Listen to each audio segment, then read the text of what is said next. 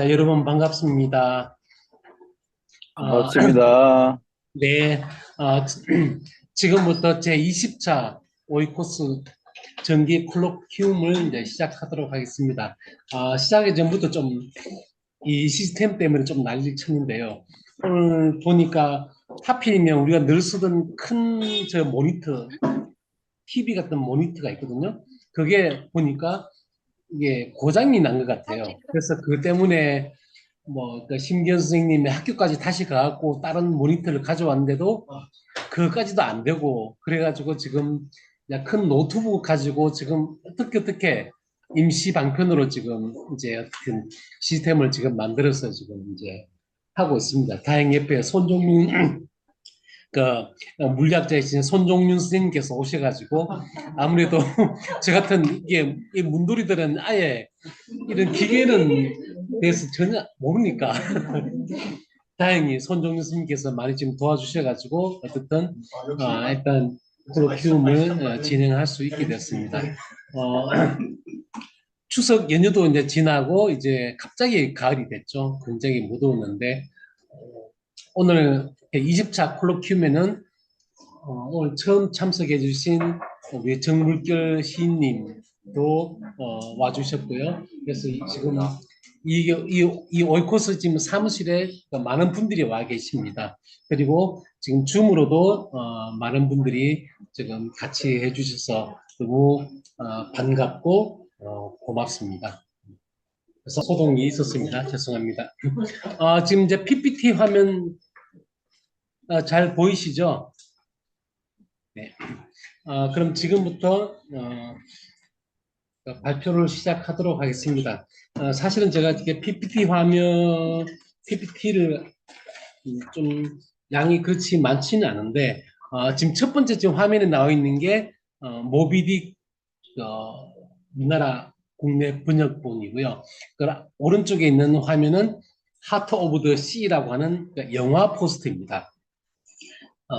그러니까 멜빌이 모비딕 쓰기 전에 실제로 그 에섹스홈과 하는 호경선이 실제로 이 고래한테 고래하고 충돌해가지고 배가 전복이 되고 그래서 열 몇 명인가 그런 그 선원들이 오랫동안 그 태평양 바다를 표류하고 그런 사건이 있었거든요. 그래서 모비딕이 소설 쓰기 전에 멜빌이 이제 그 소식을 듣고는 바로 이거다 그러면서 그래서 모비딕 소설을 써야겠다는 그런 영감을 받은 실제적인 사건이거든요. 그래서 그 사건을 어, 모티브로 해서 만든 영화가 이제 하트 오브 더 시라는 영화입니다. 그러니까 국내에서 이제 개봉이 되기도 했고요. 그래서 관심 있으신 분은 한번 그 마지막에 이제 멜빌이 생존자를 찾아가서 이야기를 쭉 듣는 그런 장면이 나오거든요. 그래서 한번 관심이 있으면 한번 찾아보시면 좋겠습니다.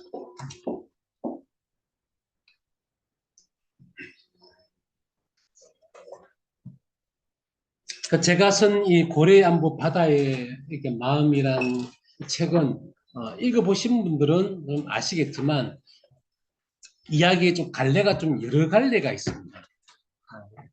허문 멜빌 이야기도 있고 그리고 멜빌이 쓴 그런 모비딕 소설에 관한 이야기도 들어있고 그리고 또 이 시대의 그런 인류스 시대의 그런 어떤 고래 현재 실제적으로 우리가 고래라든가 혹은 어떤 다른 비인간 존재들이 어떤 위기를 맞고 있는가에 대한 얘기도 있고 그리고 또 제가 실제로 우리나라에서 그 고래 관련된 그런 장소들이 몇 군데가 있거든요. 역사적인 장소들이 있는데 그 장소들을 제가 찾아서 쭉 답사를 한 것도 있습니다. 그래서 여러 갈래 이야기들이 한꺼번에 이 한 군데 초석에 맞게 좀 이렇게 짜여져 있기 때문에 제가 이 책을 쓸 때도 사실은 굉장히 좀 고민을 많이 했고 쓰는 건 좀 힘들었어요, 솔직히. 어떻게 하면 그 여러 갈래의 이야기들이 막 따로따로 놀지 않고 좀 더 유기적으로 잘 연결될 수 있도록 쓸 수 있을까? 그 때문에 참 얘기가 좀 풀어내는 게 쉽지 않아가지고 제가 이 책을 쓰는데 한 3년 정도 걸렸었거든요, 사실은. 처음 쓰겠다고 마음먹은 건 2020년 그때 막 이제 코로나가 막 터지고 막 그럴 전에 이제 그때 이제 멜빌에 관한 책을 써야겠다. 그런 생각을 사실 하고 있었거든요. 왜냐하면 2019년이 멜빌이 1819년에 태어났거든요. 그래서 1919년, 2019년 그러니까 탄생 200주년 되는 해였습니다. 그렇기 때문에 제 나름대로는 좀 의미 있는 그런 해이기도 했고 19년이 그래서 그때부터 사실은 제가 허문 멜빌에 관한 이야기를 좀 써야겠다 그런 구상을 하면서 자료 수사를 하고 그랬었는데 중간중간 많이 막히기도 했어요. 많이 막혀갖고 좀 고민을 했었는데 그래도 어떻든 결국은 이 한 권의 책으로 묶여 나왔습니다. 그래서 제가 답사를 그 2020년 그때 6월 달인가 이제 막 초기에 코로나가 막 난리를 치고 그러다 중간에 약간의 소강 상태가 있었던 때가 있었거든요. 그때 제가 기회를 빌어가지고 이렇게 막 집구석에 처박혀 있느니 답사라도 가야겠다. 그래갖고 이제 혼자 이제 배당 메고 이제 책 몇 권 넣고 그래서 울산을 갔습니다. 그래서 울산 가면 울산에 장생포가 있거든요. 그러니까 우리나라 이제 포경산업의 전초 기지였고 한때는 86년까지는 전성기를 누렸었죠. 그래서 그 일대를 다녔었고 그리고 또 한 번은 그 옆에 역시 이제 그 울주군 울산 바로 옆이죠. 울주군에 가면 그 유명한 그런 고래 그런 암각화로 유명한 방구대 그 암각화가 있습니다. 그 전 세계에서 최초로 가장 많은 그런 바위에다가 고래를 암각화로 새기는 그 굉장히 역사적인 장소죠. 거기도 방문을 했었고, 그리고 그쪽도 한 두 차례 방문했었고, 나중에 제주도까지. 제주도에도 서귀방에 고래 공장이 있었거든요. 서귀방도 일제시대에 했던 유명한 그런 포경산업 기지였어요. 그래서 답사를 이제 쭉 하면서 그런 멜빌과 그런 모비딕에 관한 그런 고민 여러 가지 문제들을 제 나름대로 좀 답을 찾아야겠다 이런 생각을 했었거든요. 근데 도대체 제가 뭘 고민했느냐 하면 커먼 멜빌이 이제 그런 얘기를 하거든요. 그러니까 나다니엘 호손 유명한 소설가 있지 않습니까? 나다니엘 호손한테 편지를 쓰면서 뭐라고 하냐면 사악한 책을 한 권 썼다 이렇게 얘기합니다. 자기가 쓴 모비딕이라는 소설에 관해서 사악한 책을 한 권 썼는데 그렇지만 내 영혼은 마치 어린 양처럼 나는 순진무구하다 이렇게 쓰거든요. 그놓고 또 다른 한편에서는 또 뒤에 이거는 이 책은 그 세기의 복음서가 될 거다 이렇게 얘기를 해요. 그러니까 되게 좀 이상하잖아요. 사악하다는 건 굉장히 악마적이라는 얘기인데 이 책이 그러니까 세례를 받아도 그런 뭐 하느님이나 천사들 세례를 받은 게 아니고 이 책은 악마한테 세례를 받은 거다 이렇게 얘기했어요. 굉장히 사악하다는 책인데 근데 이런 사악한 책이 또 어떤 미래의 인류를 위한 어떤 세계의 복음서가 될 거라고 또 그렇게 얘기를 하거든요. 굉장히 좀 뭔가 좀 모순된 이야기도 하잖아요. 그래서 제가 그러니까 모비딕 소설을 다시 읽으면서 그게 좀 고민이 많이 됐던 거죠. 과연 모비딕을 썼던 멜빌 진짜 그런 문제식 의도는 무엇이었을까? 우리는 흔히 그냥 그런 에이허브라는 선장이 그죠? 광기에 어린 선장이 그런 이 원한에 차가지고 그 완전 온통 몸이 흰 모비딕 고래를 잡으려다가 결국은 전복되어갖고 다 죽고 이 화자인 이스마엘 혼자만 살아남아갖고 그 얘기를 전해주는 그런 이야기. 그래서 인간과 그런 자연의 대결 구도 막 이렇게 흔히 해석도 많이 하기도 하거든요. 그래서 뭔가 다른 이야기가 있지 않을까 하는 생각을 했습니다. 그래서 쭉 자료를 찾다가 사실은 제가 어떤 굉장히 또 흥미로운 지점을 또 하나 발견을 했거든요. 그래서 그게 이제 굉장히 특별한 인연을 제가 하나 발견하고 그래서 뭔가 좀 깨달음을 얻었던 것 같아요. 그게 뭐냐면 멜빌하고 이제 찰스 다윈의 관계인데요. 여러분 잘 아시다시피 다윈은 그죠? 다윈은 1851년에 종의 기원이라는 책을 써가지고 어떻게 보면 우리 인류 역사, 서양 역사에서는 센세이션을 불일으켰죠. 그때까지는 인간은 신이 진흙을 빚어갖고 만들어낸 아주 특별한 존재이고 나머지는 그냥 뭐 말씀으로 만들어낸 그래서 인간은 어떤 신을 닮은 존재, 특별한 이런 예외적인 존재, 그 창조론에 기반한 게 이제 기독교 중심의 역사였는데 이제 다윈이 그걸 다 엎었죠. 그래서 인간도 특별한 게 아니고 자연 진화의 한 부분으로서 인간이 나중에 나타났다. 그죠? 창조된 게 아니고 지구 생명 진화의 한 갈래일 뿐다라는 그런 유럽 역사에 뭐 엄청난 그런 충격을 주었죠. 그래서 당시 만평에 보면 원숭이 몸에 다윈의 얼굴이 얹어 왜냐하면 다윈이 인간을 원숭이의 후손으로 만들어 버렸거든요. 그러니까 굉장한 굴욕이었던 거죠. 위대한 인간이 아니 겨우 무시했던 원숭이 같은 유년의 후손이라는 그랬는데 어쨌든 다윈하고 멜빌을 보면 거의 동시대를 살았습니다. 찰스 다윈이 1809년에 태어났고요. 멜빌은 1819년에 태어났으니까 딱 10살 차이죠. 다윈이 10살 더 많은 선배입니다. 그리고 더 중요한 것은 찰스 다윈이 어딜 가느냐 하면 갈라파고스라는 섬에 가죠. 여러분 잘 아시죠? 찰스 다윈이 갈라파고스를 비그로를 타고 그죠? 쭉 태평양을 지나다가 호주에 들렀다가 갈라파고스 섬을 방문하거든요. 그 무인도죠 완전히. 거기에서 갈라파고스 섬에 가면 바다 거북이도 있고 뭐 핀치새도 있고 별별 오직 거기밖에 안 사는 특이한 생물 종들이 있으니까 그걸 연구를 하면서 다윈이 드디어 이 생물 진화에 대한 큰 틀에 그걸 얻습니다. 그러니까 고립되어 있으니까 다른 데하고 다른 방식으로 변이가 일어나가지고 오직 고립된 지역에서만 그런 있는 특별한 종류의 새들이 나타나고 이런 걸 본 거죠. 그래서 돌아와가지고 찰스 다윈이 비그로 항해기라는 걸 쓰죠. 그게 언제쯤 하면 이제 1839년 30살 때 이제 그 책을 돌아와서 발표를 하거든요. 근데 갈라파고스를 다윈도 방문하고 멜빌도 방문합니다. 찰스 다윈이 갈라파고스를 이제 방문했던 때가 20대 초반이거든요. 21살인가 2살인가 그때.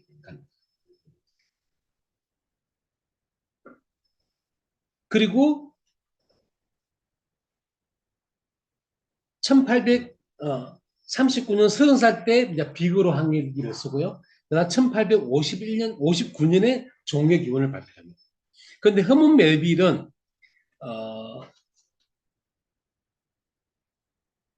갈라파고스를 언제 방문을 하느냐 하면 1841년 22살 때 방문해요. 다윈이 갈라파고스를 방문한 나이는 1835년. 그때 26살이었네. 26살 때 갈라파고스를 방문하거든요. 그러고 난 뒤에 돌아갔죠. 그래 돌아가서 이제 4년 후에 비그로 항해기를 씁니다. 그리고 멜빌은 1841년 그때 22살에 나요. 둘 다 20대죠. 초반에. 그러니까 멜빌은 다윈보다 6년 늦게 6년 후에 이제 갈라파고스로 갔다. 가서 이제 멜빌도 이것저것 몇 주간 머무르면서 관찰을 많이 했겠죠. 그래서 멜빌은 돌아와가지고 1851년에 모비디라는 소설을 발표하고 1853년에 중편 소설 한 편을 발표합니다. 그게 뭐냐면 엘칸타다스 마법에 걸린 섬이라는 그런 독특한 제목의 중편 소설이거든요. 국내에는 아쉽게도 제대로 된 번역본이 없어요. 하나 있긴 있는데 제가 아는 어느 분께서 번역을 했는데 너무 직역을 해가지고 읽기가 너무 힘들어. 이해가 잘 안 돼. 너무 정확하게 번역하려고 너무 애쓰다 보니까 의역을 좀 해줘가지고 그죠? 중간 좀 끊어갖고 우리 독자들이 문장을 읽을 수 있게 되는데 너무 그냥 원어에 충실하다 보니까 오히려 이해가 안 되는. 그래서 굳이 읽고 싶은 분들은 찾아보면 그게 있긴 합니다. 어, 근데 제가 왜 이 얘기를 하느냐면 두 사람이 어떻게 보면 이 근대의 과학사를 연 다윈이 갈라파고스에서 보고 느낀 것하고 멜빌이 갈라파고스 가서 보고 느낀 게 너무너무 다르거든요. 저는 이게 그래서 멜빌이 쓴 엘칸다다스 마법에 걸린 섬이라는 중편 소설을 읽고 그 관련된 논문들을 읽고 나서 왜 멜빌이 그런 식으로 세계관이 좀 다를 수밖에 없었는가를 좀 이해를 하기 시작했습니다. 그러니까 그때부터 조금 이제 멜빌을 좀 제대로 알게 되었다 그럴까? 그런 느낌이 들었거든요. 그러니까 왜냐하면 비거로 항의라든가 혹은 종의 기원을 읽어보면 이 찰스 다윈이 갈라파고스에서 보고 느낀 그런 생명의 그 진화의 다양성, 변이의 다양성을 보고 뭘 느끼느냐는 게 확 드러나거든요. 제 책에도 보면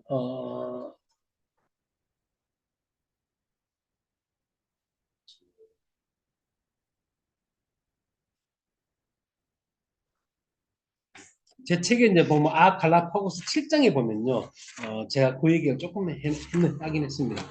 어, 찰스 다윈한테는 60페이지에 보시면 그렇게 나와 있습니다. 찰스 다윈한테는 이런 이 갈라파고스 섬에서 본 핀치새라든가 혹은 바다 거북이라든가 또 거기 이구아나들이 있거든요. 육지 이구아나도 있고 바다 이구아나도 있는데 그 이구아나들도 남미나 이런 데 있는 이구아나들하고 달라요. 그 굉장히 독특한데 그런 걸 보면서 굉장한 그런 생명의 다양성 그리고 풍부함, 자연의 경이로움 이런 굉장히 이 진화나 생명에 대해서 낙관론적인 굉장히 긍정적인 그런 생각을 합니다. 왜냐하면 다윈은요 어떻게 보면 출신 성분하고 조금 상관이 있을 수도 있는데 찰스 다윈은 굉장히 유복한 집에 태어났고 또 유복한 집 아가씨랑 만나서 결혼을 해가지고 평생 동안 그런 내조도 잘 받고 같이 공동 연구도 하고 또 19세기는 유럽에서는 그런 계몽주의가 일어나가지고 굉장히 뭐랄까 그런 휴머니즘 사상에 입각해서 굉장히 미래에 대해서 그죠? 낙관적으로 봤죠. 인간의 역사에 대해서. 그래서 저기에 중세의 암흑기를 지나서 이젠 이 휴머니즘 시대에 나와서 과학 발전, 과학과 그죠? 이런 어떤 이성의 힘으로 우리는 점점 더 좋은 세상을 만들어 나갈 수 있어. 그래서 이런 게 기본적인 낙관적인 그런 관점이 깔려 있은 데다가 거기 갈라파고스에서 본 그런 생물 종의 다양성을 보면서 찰스 다윈은 이런 그런 자연의 그런 아름다움, 위대함, 중간중간에 수많은 그런 변이들이 일어나고 어떤 종들은 소멸하고 하지만 전체 자연으로 자연의 관점에서 봤을 때는 정말 자연은 얼마나 아름답고 다양하고 이런 생명들이 얼마나 풍부한가 그런 식으로 긍정적인 쪽으로 봅니다. 그런데 6년 후에 멜빌이 와서 갈라파고스 와서 본 게 뭐냐면 혹시 갈라파고스 가보신 분 없으시죠? 제 위시 리스트 리스트 중에 하나가 갈라파고스 한번 가보고 싶긴 해요. 단체로 돈 모아서 갔어요. 근데 갈라파고스가 지금 그 에콰도르 그죠? 남미 에콰도르 영토거든요. 그래서 에콰도르에서 한 1000km 정도 떨어져 있습니다. 굉장히 멀어요. 그래서 갈라파고스 제도라고 섬들이 막 있는데 여러 섬들이 그러니까 그것도 전부 다 제주도처럼 화산섬이거든요. 그래서 보면 막 섬들이 지금은 그냥 나무도 좀 있고 그렇지만 그 웬만한 데 가면 시커매요 그냥. 왜냐면 그냥 바위죠. 용암이 굳은 흉먼 지대니까. 그러니까 그 위에 이제 막 바다 바다 이구아는 또 먹들이 있고 또 거북이도 있고. 그러니까 멜빌이나 다윈이 갔을 때는 지금은 사람들이 살고 있거든요. 그때가 사람들이 안 살았죠. 거의 없죠. 그러니까 얼마나 쌍막했습니까? 그래서 멜빌이 가서 본 인상도 그렇습니다. 정말 약간 그런 무덤 공동묘지 갔을 때 그런 느낌, 폐허의 느낌 그런 느낌을 받거든요. 그래서 특히 거기 거북을 봤을 때 멜빌은 뭐라고 얘기하냐면 이런 말까 이 역급의 세월 동안 그러니까 멜빌은 전체 관점이 아니고 그 한 마리 한 마리들의 그 개체들의 실존을 본 거죠. 역시 소설가라는. 소설가들은 실존을 탐구하거든요. 철학자들은 보편을 탐구하죠. 철학자들은 인간이라는 인류라는 종의 역사, 종의 의미, 그죠? 그를 막 캐묻는다면 저 같은 소설가들은 한 사람, 한 개인이 어떤 삶을 살고 있는가, 그 사람의 삶의 의미는 무엇이고 존재하는 게 무슨 의미가 있는가 이런 질문을 던지거든요. 그래서 어, 그래서 문학은 실존 자체를 탐구하기 때문에 좀 달라요. 그러니까 실존이란 건 우리처럼 피와 살과 그죠? 이런 걸 가지고 있는 구체적인 살아있는 한 개체죠. 그래서 멜빌은 그런 눈으로 그 바다 거북이들을 본 거예요. 근데 보니까 무슨 느낌인지 생각해 보십시오. 그냥 시커먼 현무암 바위 덩어리에 거기서 그래도 살겠다고 바다 거북이가 갈라파고스 거북이는 굉장히 큽니다. 유튜브 같은 데 보시면 나오거든요. 뭐 우리 집에서 동네에서 보는 손가락만한 그런 우리 동네에서 보는 한국에서 보는 그런 거북이가 아니고요. 정말 무게가 막 한 수백 킬로나 나갈 정도로 위에 등껍질만 해도 야채 팔을 양파 다 돌려야 될 정도로 엄청 큰 거북이거든요. 근데 걔들이 엉금엉금 막 그냥 이 등껍질도 보면 막 온갖 상처들이 다 나 있고 그 엉금엉금 기어가는 걸 보면서 멜빌이 기가 찼던 거죠. 야, 쟤들은 왜 사는 거지? 뭐 때문에 살아가는 거지? 이런 질문을 던졌던 거예요.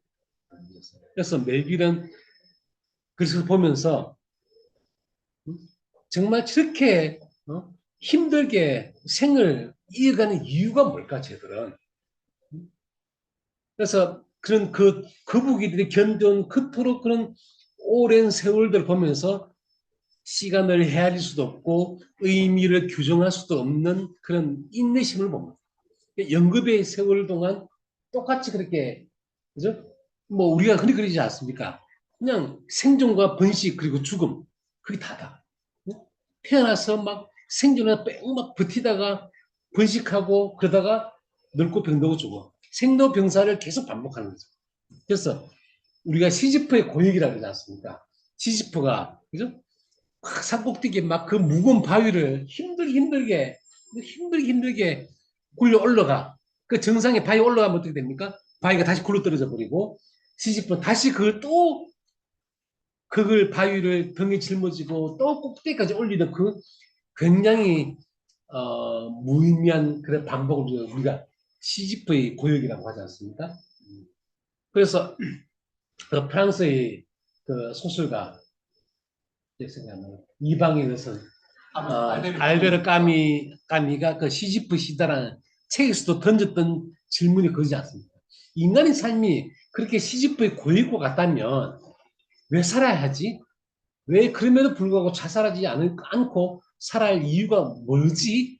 그러면서 이제 뭐 반항 얘기하고 뭐 하고 온갖 이유를 만들었지만 멜빌이 봤을 때는 도대체 쟤들이 왜 사는가? 아무 의미 없어 보여. 그죠?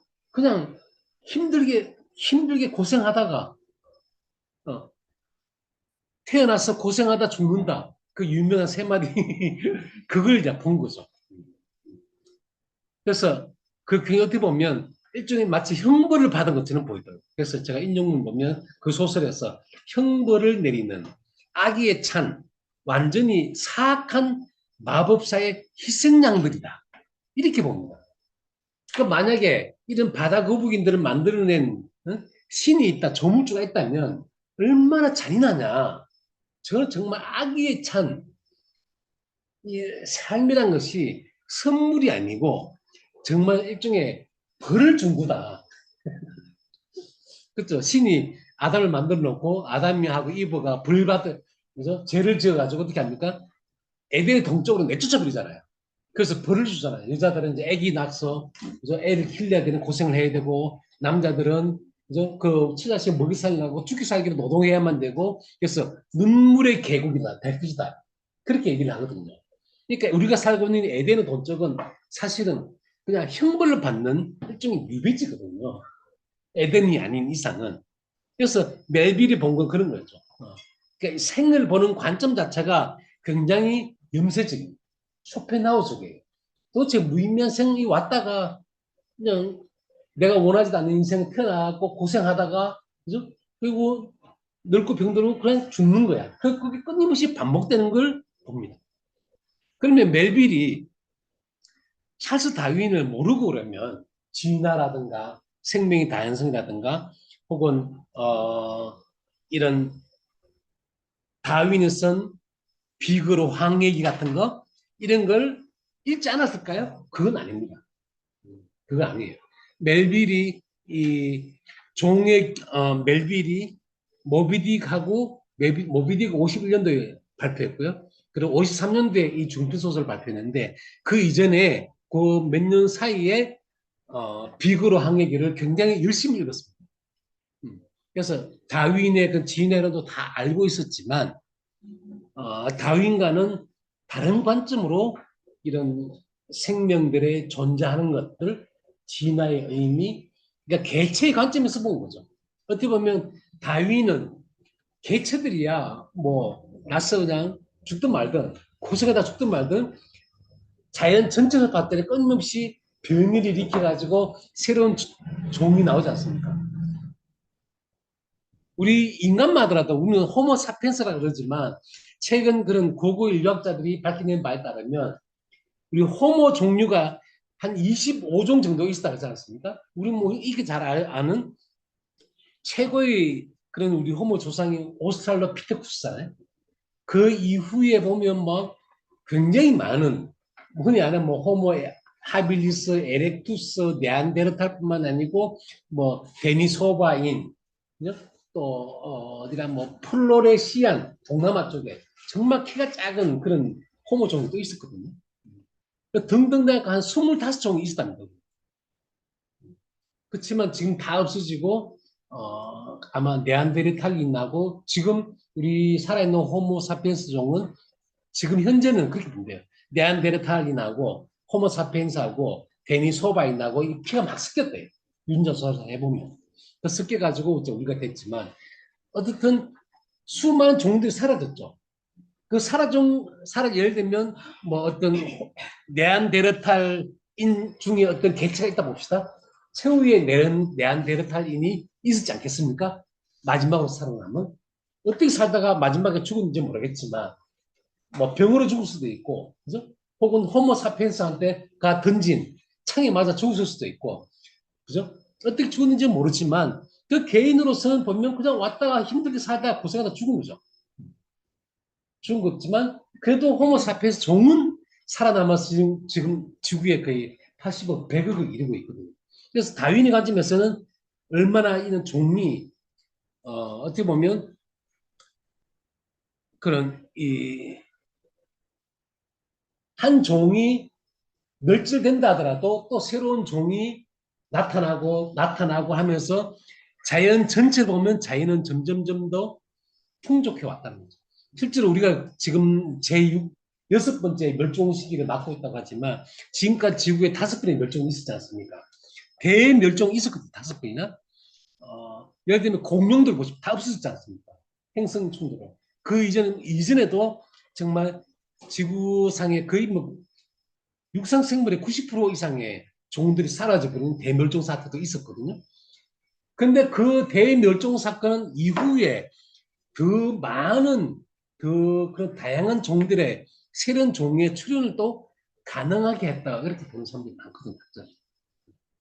그래서 다윈은 그런 전체, 자연 전체의 관점에서 봤다면 멜빌은 그런 종 전체가 아닌 그 개체들의 관점에서 본 거죠. 그래서 어떻든 멜빌이 사실은 멜빌의 그런 인생관은 굉장히 좀 허무주의적이에요. 굉장히 좀 쇼펜하우적이다. 그렇게 볼 수 있는데 그 인간을 보는 관점도 약간 좀 그런 면에서 다윈하고 좀 많이 다릅니다.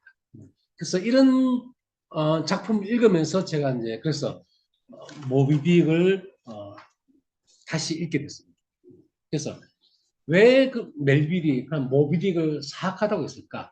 근데 모비딕을 읽어보면 주인공이 표면적으로 보면 그 모비딕에 나오는 그 주인공 선장 이름이 아합이지 않습니까? 아합이고 그리고 유일한 생존자 그 이야기 읽고 나가는 화자가 이스마엘인데 이 모비딕이라는 소설 자체가 굉장히 상징주의적이거든요. 그 소설 진짜 고도로 상징성이 높은 소설입니다. 그래서 아합 왕은 구약 성경에서 아마 제일 유대인들 관점에서 제일 사악한 왕으로 지금 그렇게 가장 흉악한 왕으로 꼽히거든요. 왜냐하면 아합 왕은 어떻게 보면 여호와를 믿지 않고 여호와를 배신하고 바알 신다로 가는 그런 음, 그런 이단의 신을 믿었던 왕이었습니다. 그래서 굉장히 일종의 배신자, 배교자 비슷한 그런 가장 흉악한 왕으로 이름 지어진 왕이고요. 이스마엘은 근데 주인공 이름은 이스마엘이거든요. 그래서 첫 문장이 Call me 이스마엘, 나를 이스마엘로 불러다오. 이게 이제 모비디 소설의 첫 시작입니다. 그래서 멜빌의 등장인물들의 이름을 하나 붙인 것도 굉장히 나름대로 자기는 굉장히 중요한 상징적인 의미를 준 거죠. 그래서 이스마엘이라는 이 주인공 이름도 구약이 나오죠. 이스마엘은 아브라함, 그죠? 믿음의 왕, 교회 가면 그런 믿음의 왕, 아브라함, 그죠? 아브라함 누구나 다 압니다. 이스라엘에 보면 조상이죠. 실제로 유대의 진짜 그 혈통의 역사가 있지 않구나. 그게 아브라함인데 아브라함의 어떻게 보면 뭐 장자이지만 본부인인 사라한테서 나지 않고 본부인 사라가 애를 못 낳으니까 자기 이집트에서 데리고 온 몸종이죠. 사라의 여자 몸종인 하갈에게서 낳은 자식이 이스마엘이거든요. 근데 나중에 사라가 아들 낳는데 그게 바로 이삭입니다. 그래서 이삭이 나중에 결국 본부인에서 났으니까 그죠? 그렇지 않습니까? 그래서 가부장제에 따라갖고 이삭이 유대의 정통 계통 혈은 정통이 되고 그래서 이 하갈이 사라가 이 이스마엘하고 하갈을 내쫓아 버려요. 그래서 추방을 당합니다. 그래서 아브라함한테 버림받아갖고 원들 막 광전을 떠돌는데 지금 그래서 유대인들이 해석하기로는 이스마엘은 아랍인들의 조상으로 갑니다. 아랍인의 모든 조상을 따라 올라가면 결국 이스마엘이다. 자기들은 이삭, 신의 정통성을 읽고 있는 아브라함의 정통을 읽고 있는 우리는 유대인이고 너는 이 아랍인 너는 이스마엘의 후손이야. 근데 어떠간에 아랍인들도 이슬람 교를 믿지 않습니까? 이슬람 경전에도 쿠란도 구약 성경을 믿거든요. 어떤 이스마엘은 버림받은 자식이라는 거예요. 버림받은 자식. 그러니까 이방인 낯선 타자이죠. 그럼 왜 하필이면 멜빌이 이스마엘을 주인공으로 세우느냐? 이 책이 왜 사악한가? 그걸 대입해 보면 이 소설 자체가 반기독교적인 소설이라는 거죠. 한마디로 말하면 반기독교적인. 기독교라는 게 그러니까 구약 성경하고 신약 성경을 한 세트로 해가지고 그걸 정통 유대 기독교 전통이라 하거든요. 유럽 문명사 전체는 유대 기독교 문명이 기반되고 있습니다. 우리 근대 역사라는 것도 휴머니즘도 마찬가지죠. 그래서 기독교 문명의 뿌리는 결국 유대 문명이니까요. 그래서 정통 그러니까 아브라함에서 이삭으로 이어지는 그런 역사이죠. 그에 비하면 이스마엘은 어떻습니까? 버림받은 자식의 역사니까 비주류죠. 비주류. 그래서 유대인들 입장에서 보면 이삭 대신 이스마엘을 숭배한다는 것은 저는 완전히 배교이다 이거죠. 어떻게 보면 그래서 어떻게 보면 그래서 사악하다. 이 책이 사악하다 했던 것은 처음부터 멜빌은 이 소설에서 나는 반기독교적인 세계관을 출발로 삼을 거야. 소설을 쓸 거야. 라는 의도를 가지고 있다는 걸 이미 주인공의 이름에서부터 드러나왔습니다. 그래서 어, 여기서 이제 아합 선장 이름을 아합으로 했다는 것은 결국 유대 기독교 전통에서 가장 흉악한 왕이라고 불리는 아합이라는 이름을 내세움으로써 오히려 후신덕을 강하게 조롱을 해버리는 거죠. 강하게 유대교 전통 중에서도 제일 나쁜 놈을 왕 이름을 따와가지고 아합 선장인데 실제로 이 아합 선장은 굉장히 독선적이고 독단적이죠. 왜? 자기 원수이나 자기가 이 복수를 하려고 하는 대상인 고래, 그죠? 고래, 사실 고래 때문에 고래 사냥을 하다가 포용을 하다가 배가 전복되고 자기가 다리를 다쳤어. 잃었어, 한쪽 다리를. 그래서 목발을 짚고. 그렇지만 자기는 고래를 죽이려고 했고 고래는 살기 위해서, 그죠? 몸부림치다가 자기가 다치는데 어디 고래는 정당방 아니잖아요. 그죠? 응? 죽이려고 했던 것은 고래를 죽이려 했던 것은 아합 선장이었잖아. 그런데도 마치 고래가 큰 죄를 지은 것처럼 내가 늘 지구 끝까지 쫓아서라도 너한테 복수하고 말 거야. 너를 죽이고야 말 거야. 이런 무시무시한 광기, 그죠? 타자를 갖다 무조건 자기만의 생각과 그걸 자기 중심적으로만 세상을 바라보고 저 대상을 내가 응징하고야 말리라 라고 하는 철저한 그런 독선, 독선의 그런 관계에 사로잡힌 게 이제 아합이거든요. 그래서 아합으로 드러내고자 했던 그런 인간상이 뭐냐? 모비딕에서 드러내고자 했던 그거는 결국 어떻게 보면 멜빌로 봐서는 어떻게 보면 이 소설 전체를 가보면요. 근대 서구의 몰락을 어떻게 보면 예감한 소설이라고 볼 수 있거든요. 그러니까 우리가 요즘 뭐 신조문식으로 말하면 서구 근대가 기반하고 있는 게 기독교 문명이지 않습니까? 그래서 철저하게 인간이 신 다음으로 위대하죠. 인간만이 영혼을 가졌어. 그죠? 인간만이 위대한 이성을 가지고 있어요. 그죠? 인간만이 위대한 이성을 가진 존재야. 때문에 인간은 이 세계의 지배자가 될 자격이 있고 이 세계 고래를 포함한 모든 비인간 존재들은 우리 인간을 위한 그런 도구나 먹거리나 혹은 자원이나 우리의 그런 인간을 위한 유용성의 가치로만 평가될 수 있는 존재들이야 라는 게 어떻게 보면 근대인의 사고방식이죠. 멜빈은 실제로 자기가 가난하게 태어나가지고 먹고 살기 위해서 어쩔 수 없이 배를 탔고 그래서 포경선을 타고 바다를 헤매고 그러면서 실제로 멜빈이 포경선 타고 가다가 너무 그 포경선 생활이 힘들어. 그렇죠. 21살, 한두 살밖에 안 된 애가 그죠? 포경선 타고 그것도 뱃사람들이 얼마나 또 험악합니까? 거기서 얼마나 고생을 많이 시켰으면 내가 포경선 타고 계속 이걸 다니느니 차라리 내가 식인종한테 먹히는 게 낫겠어. 이런 생각까지 하면서 당시 그 누쿠히바라고 하는 그때 서양에서는 식인종들이 사는 섬이라고 알려져 있었거든요.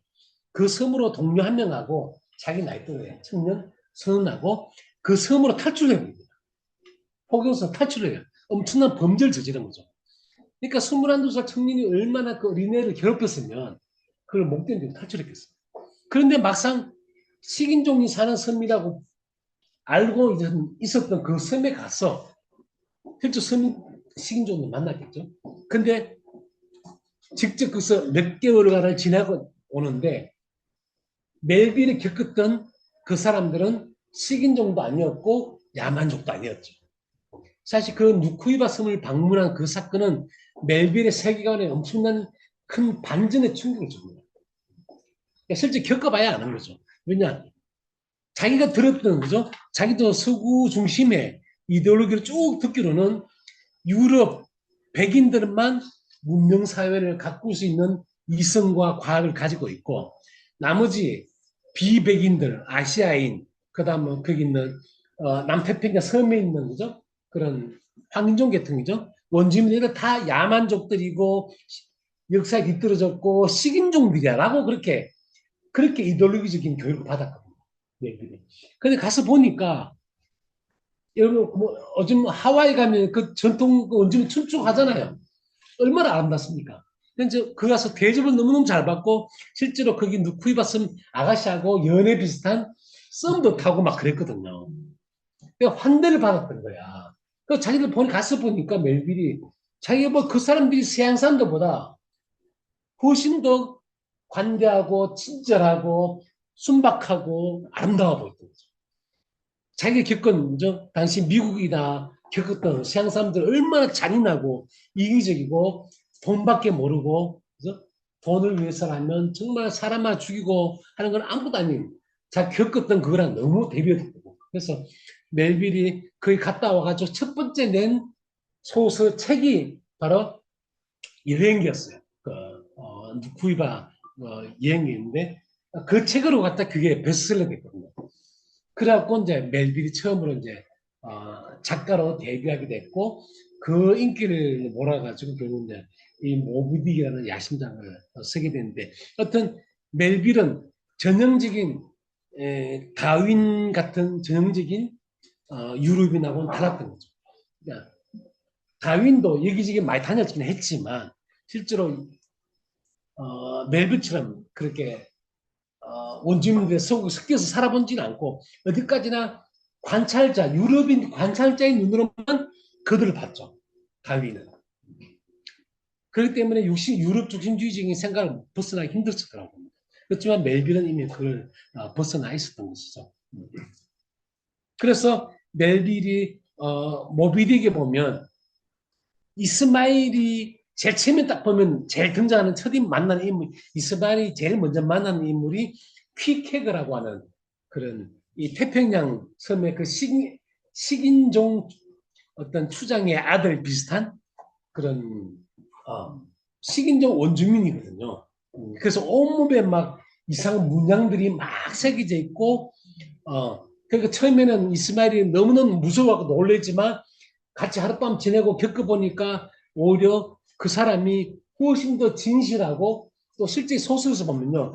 퀴케가 가장 용감하고 용감하고 뛰어나고 그래서 이스마일하고도 제일 어떤 영혼의 교제가 잘 되는 그런 인물로 퀴케가 그려집니다. 굉장히 놀라운 얘기죠. 그러니까 어떻게 보면 멜빌은 어떻게 보면 그런 퀴케그의 시선으로 세계를 봤다고 할 수도 있겠죠. 퀴케그 그러니까 아합 선장이 서구 유럽 백인들을 상징한다면 멜빌은 거기에 등장하는 퀴케그라든가 그런 자기가 방문했던 섬의 그런 원주민들의 시선으로 당시 그 사회라든가 그런 세계나 역사를 보고 있다는 겁니다. 때문에 완전히 이 모비딕의 그 모비딕이 완전히 다른 결을 가지고 있는 거죠. 그래서 어떻게 보면 모비딕이라는 소설은 근대 문학사상 처음으로 인간이 아닌 동물이 진짜 주인공인 어떤 그런 소설이기도 합니다. 그래서 멜빌이 왜 이 책을 사악하다고 했을까 했을 때 자기는 이 책은 이미 반기독교적인 완전히 난 비주류적인 편에 서가지고 세상을 본다. 그런 비전은 또 다른 비전, 서구 중심의 그런 비전과는 다른 비전을 나는 이 소설에 담고 있다는 의미를 이미 표현하고 있는 것이죠. 그래서 저는 어렴풋이 그런 제가 울산으로 이제 답사를 가면서 이 정도까지 이제 어렴풋한 생각을 가지고 그래도 뭔가 좀 미진하다 그런 생각을 가지고 이제 울산에 이제 답사에 갔죠. 그래서 장생포도 가보고 마침 지금 울산에서는 매년 고려문화 축제를 하거든요. 내일부터 고려 그 축제를 한답니다. 울산에서. 내일부터 사흘 동안 울산 장생포 중심으로 고래 문화 축제를 한답니다. 그래서 여러 가지 재밌는 뭐 그런 음악회도 하고 또 멋진 프레이드도 하고 또 이 다양한 그런 문화 행사, 뭐 먹거리들 그런 걸 한다고 하더군요. 그래서 혹시 내일 시간이 되시는 분들은 내일부터 3일까지 한답니다. 그래서 내일 개막 저녁에는 개막식하고 그 둘째 날 밤에는 무슨 프레이드도 하고 또 마지막 날이니까 마지막 날에 또 그런 뭐 불꽃놀이 같은 것도 그런 것도 행사도 하고 재밌을 것 같아요. 그래서 저는 장성포 가서 가면 어,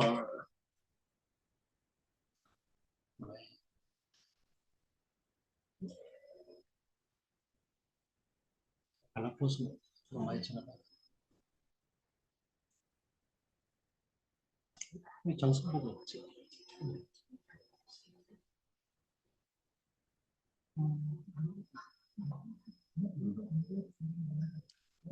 그래서 장성포 주변이 전부 다 그런 이 장성포가 아무래도 포교 관련된 우리나라의 그런 어떤 산 증인이라고 할 수 있으니까요. 하면 좀 볼 게 좀 많습니다.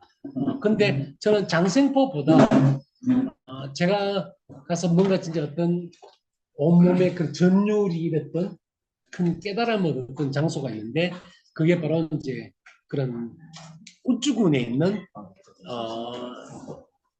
방구대 암각화 그 지역이었습니다.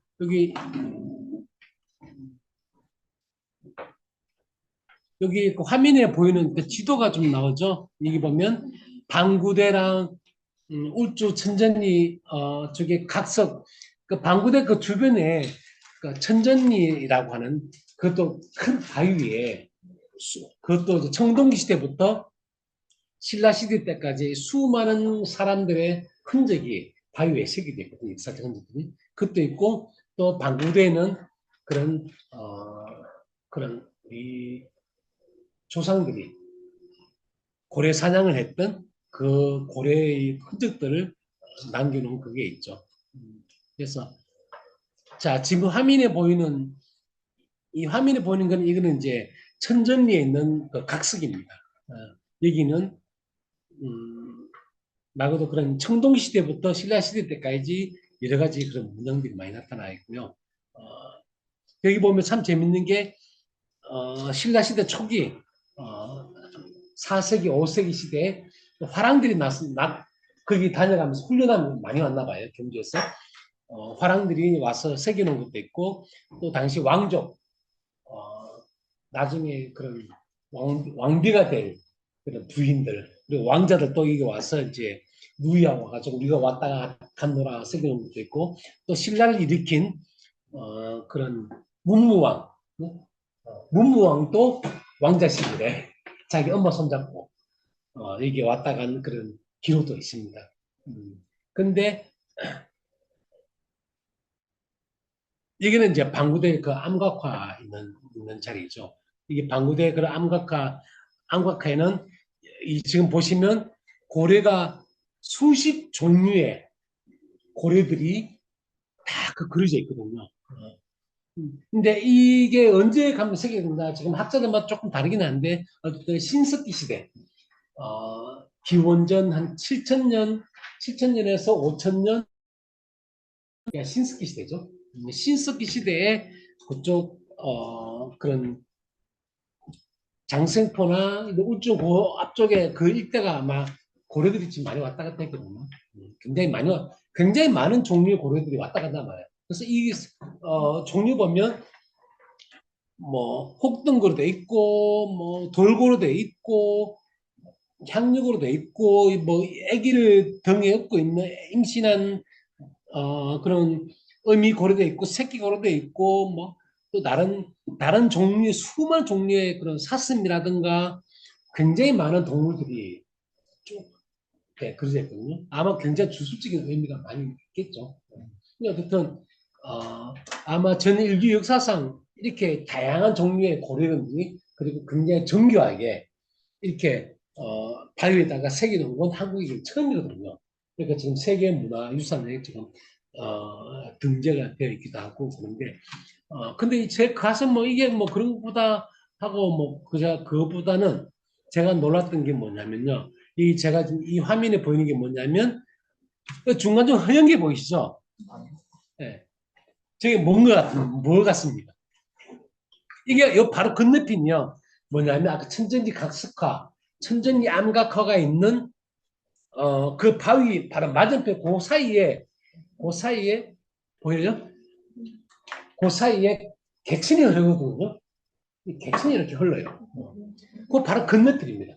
천진이 각석이 있고 그 바로 건너편 대우를 건너면 이 바위지대가 나오는 산. 이 위쪽은 다 산입니다.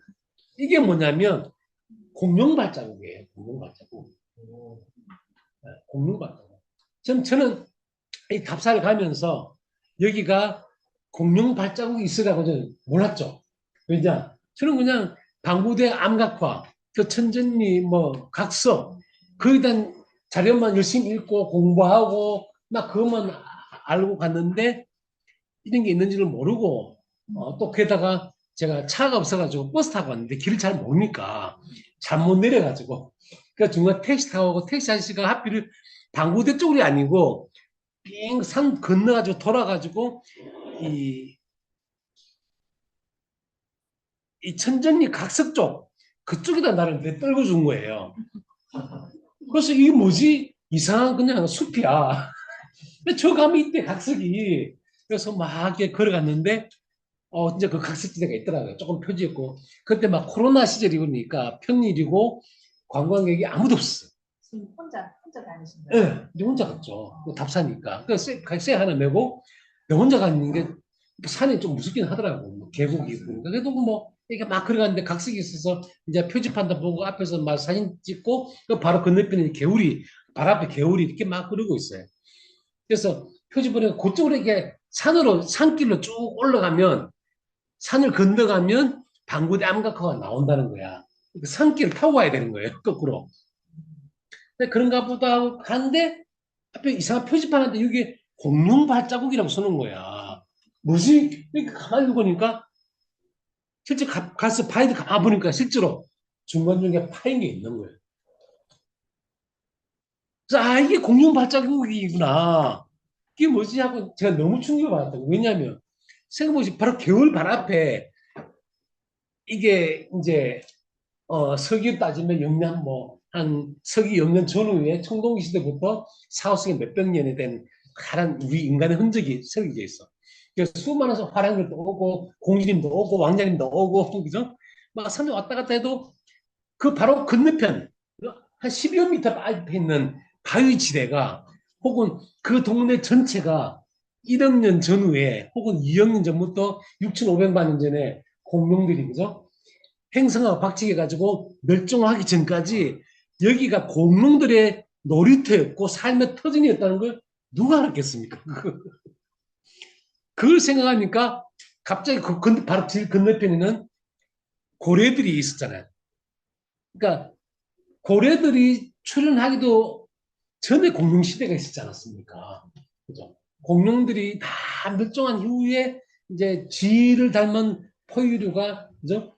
포유 조상이 살아남아 가지고 고래도 출현한 게 기원전 5,500만 년 전에 5,500년 만 년 전부터 이제 고려의 조상이라고 하는 멧돼지를 닮은 뭐 요즘 뭐 하마하고 뭐 멧돼지하고 하여튼 그쪽 계열의 조상인 테라케투스라고 하는 육지 동물에서 시작해가지고 얘들 거꾸로 진화를 해가지고 바다로 들어가고 고래가 된 거거든요. 그러니까 이 동네는 제가 발을 딛고 서 있는 이 운북판 이 바위 지금은 바위가 되었지만 그때는 그냥 진흙밭이었겠죠. 진흙밭. 그리고 또 한 가지 여러분이 상기해 놓고 싶은데 지금은 우리 한반도가 지금 서해가 바다잖아요. 그죠? 서해가 바다라 잠겨 있지만 빙하기 시대 그러니까 1만 2천 년 전 마지막 빙하기 끝나고 지금은 홍적세잖아요. 1만 3천 년 이전의 빙하기 시대는요. 한반도하고 일본하고 전부 다 대륙이었어요. 다.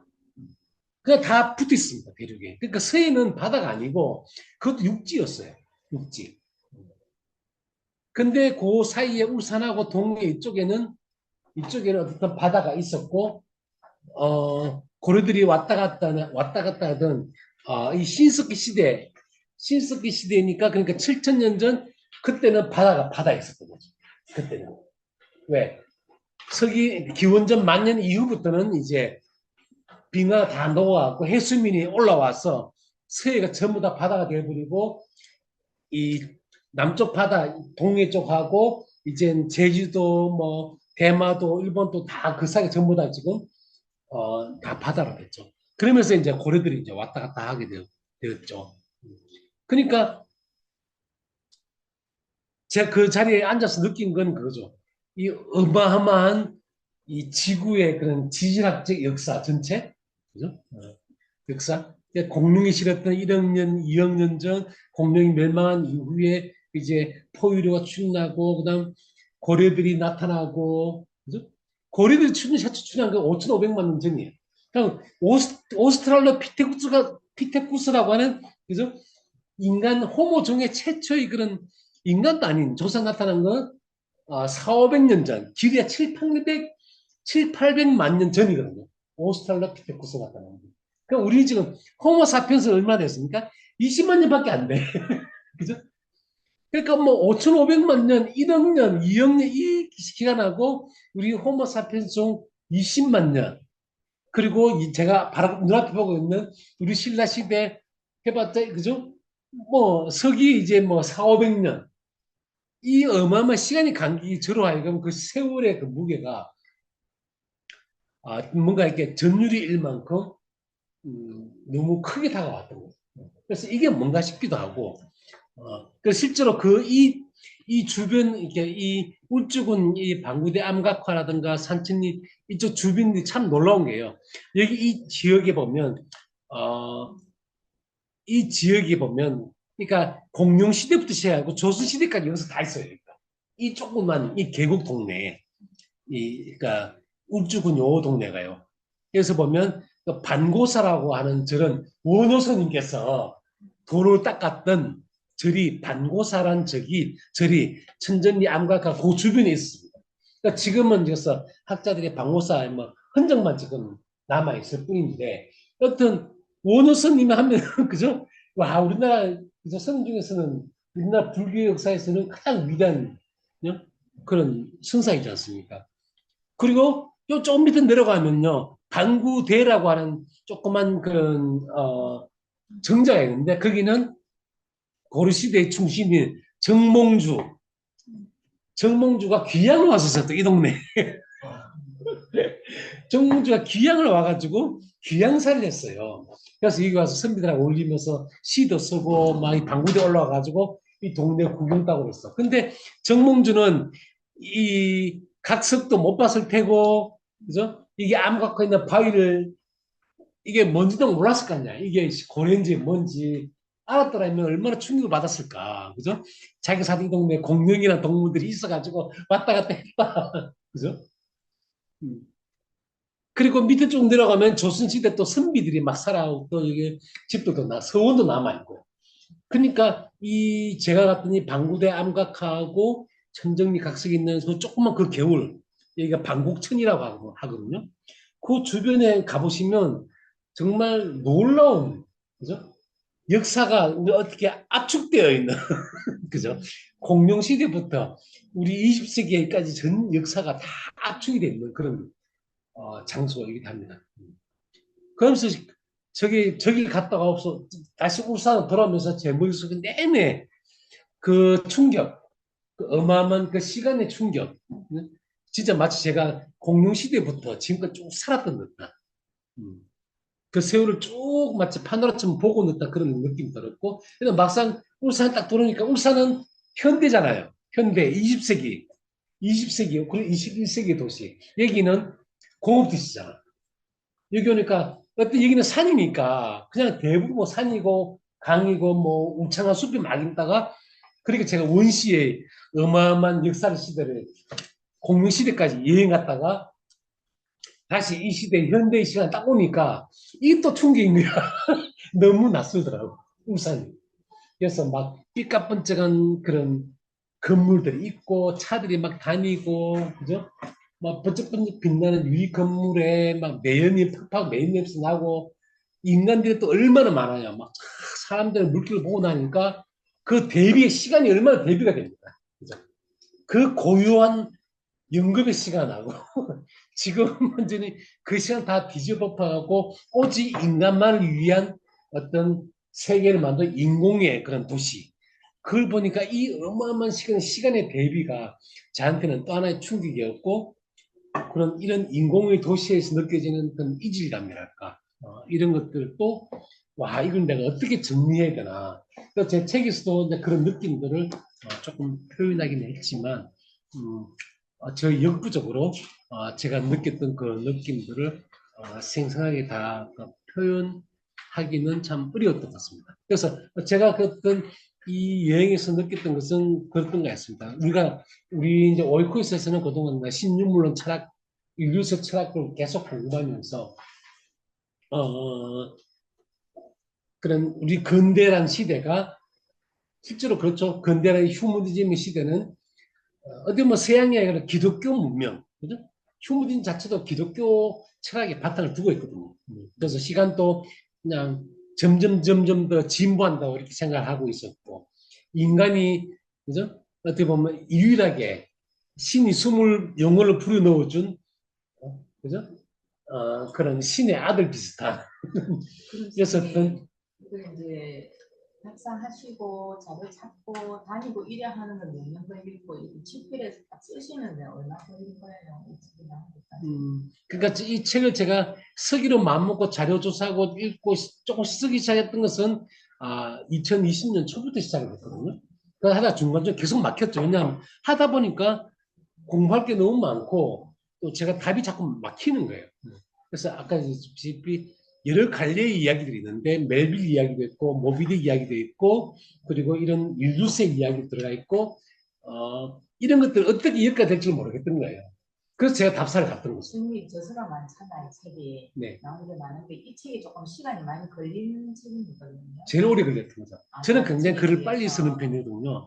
뚜껑 소설, 굉장히 긴 소설책도 어떤 거는 거의 초고를 원고지 1200매 되는 그런 것도 보름 만에 써낸 이력이 있습니다. 거의 미친 것 같은데.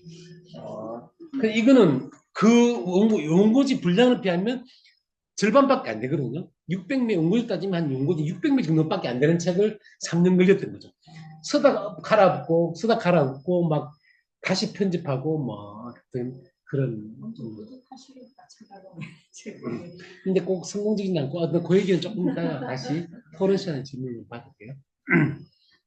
음, 그런 시간 있으세요? 지금 몇 시? 지금 1시간 20분 같습니다. 그러네. 제가 시간을 너무 많이 잡아먹고 있는 것 같은데.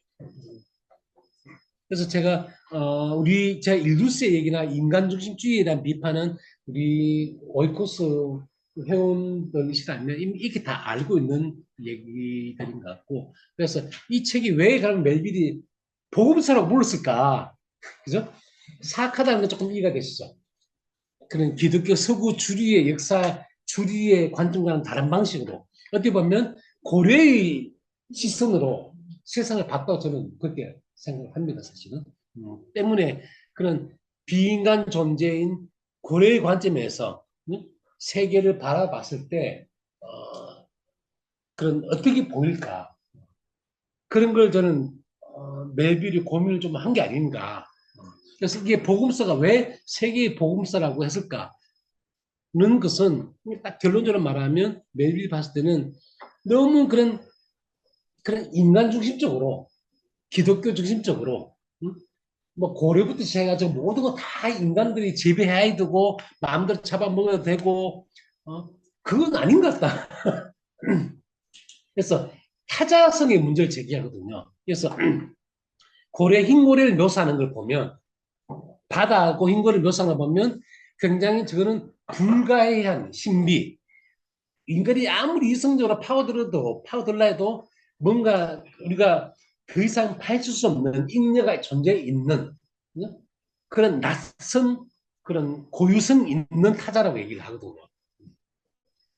그래서 인간은 모든 것을 이렇게 동일화시켜 버리잖아요. 인간적으로 다 인간을 흡수하려고 하는 건데 인간의 흡수에 저항을 한다는 거죠. 모든 타자들이. 그래서 그런 어떻게 보면 그레이엄 하머니 얘기하지 않습니까? 요새 객지지향 철학에서 하머니 얘기하는 것은 모든 실조라는 것들은 다 어떤 과학 이론으로도 완벽하게 다 이해할 수 없는 잉여가 있다. 그죠? 잉여가 있고 그 때문에 거기 다가갈 수 있는 유일한 방법은 그저 바라보는 미학적 관계만으로만 올바른 관계를 맺을 수 있다 이런 얘기를 하는데 멜빌도 그런 얘기를 그런 관점을 좀 가지고 있지 않았나. 그래서 이런 식으로 우리가 세계를 좀 다르게 보면 세상이 좀 더 아름다워지고 인간이나 고래나 모두 평등하게 같이 공존할 수 있는 공생할 수 있는 세상이 오지 않을까. 이게 바로 복음서야. 내가 전하고 싶은 복음이야. 멜빌은 그런 생각을 했던 것 같습니다. 제가 해석하기로는.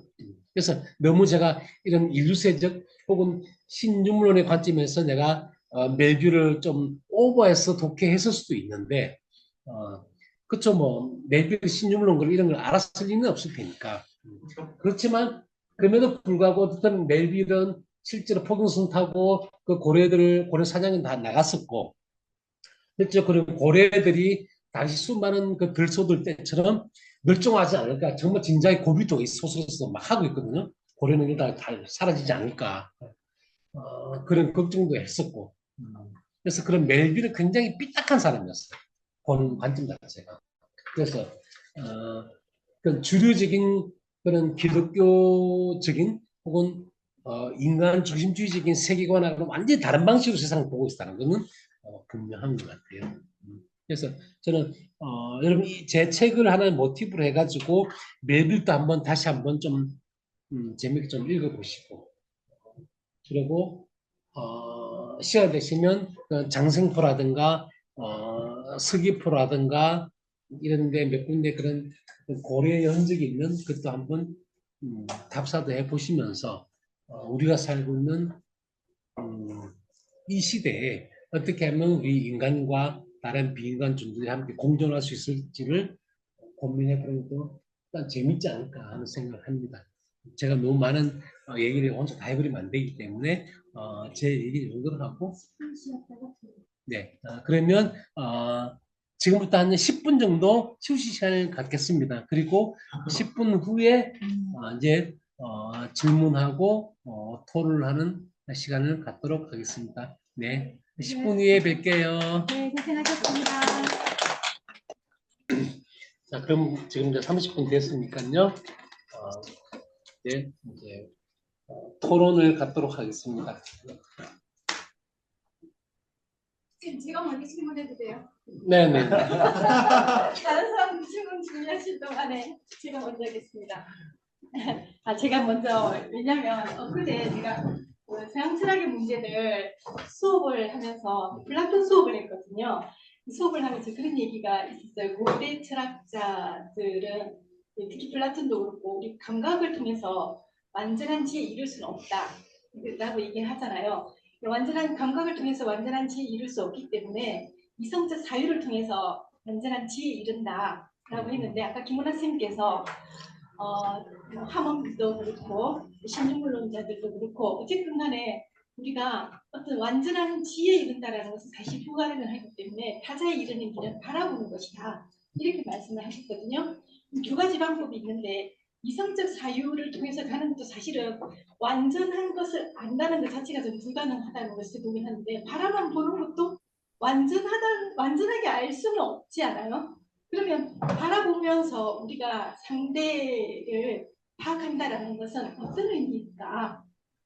그냥 갑자기 그게 궁금해졌어요. 이거 좀 부탁드리겠습니다.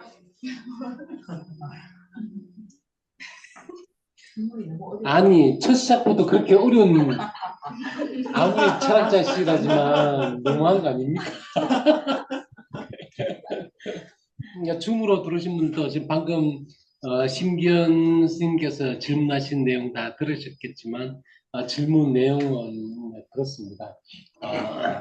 그런 이성으로도 어떤 대상에 대해서 완전한 파악이 불가능하다. 그래서 그런 어떻게 보면 또 폭력적일 수도 있고요.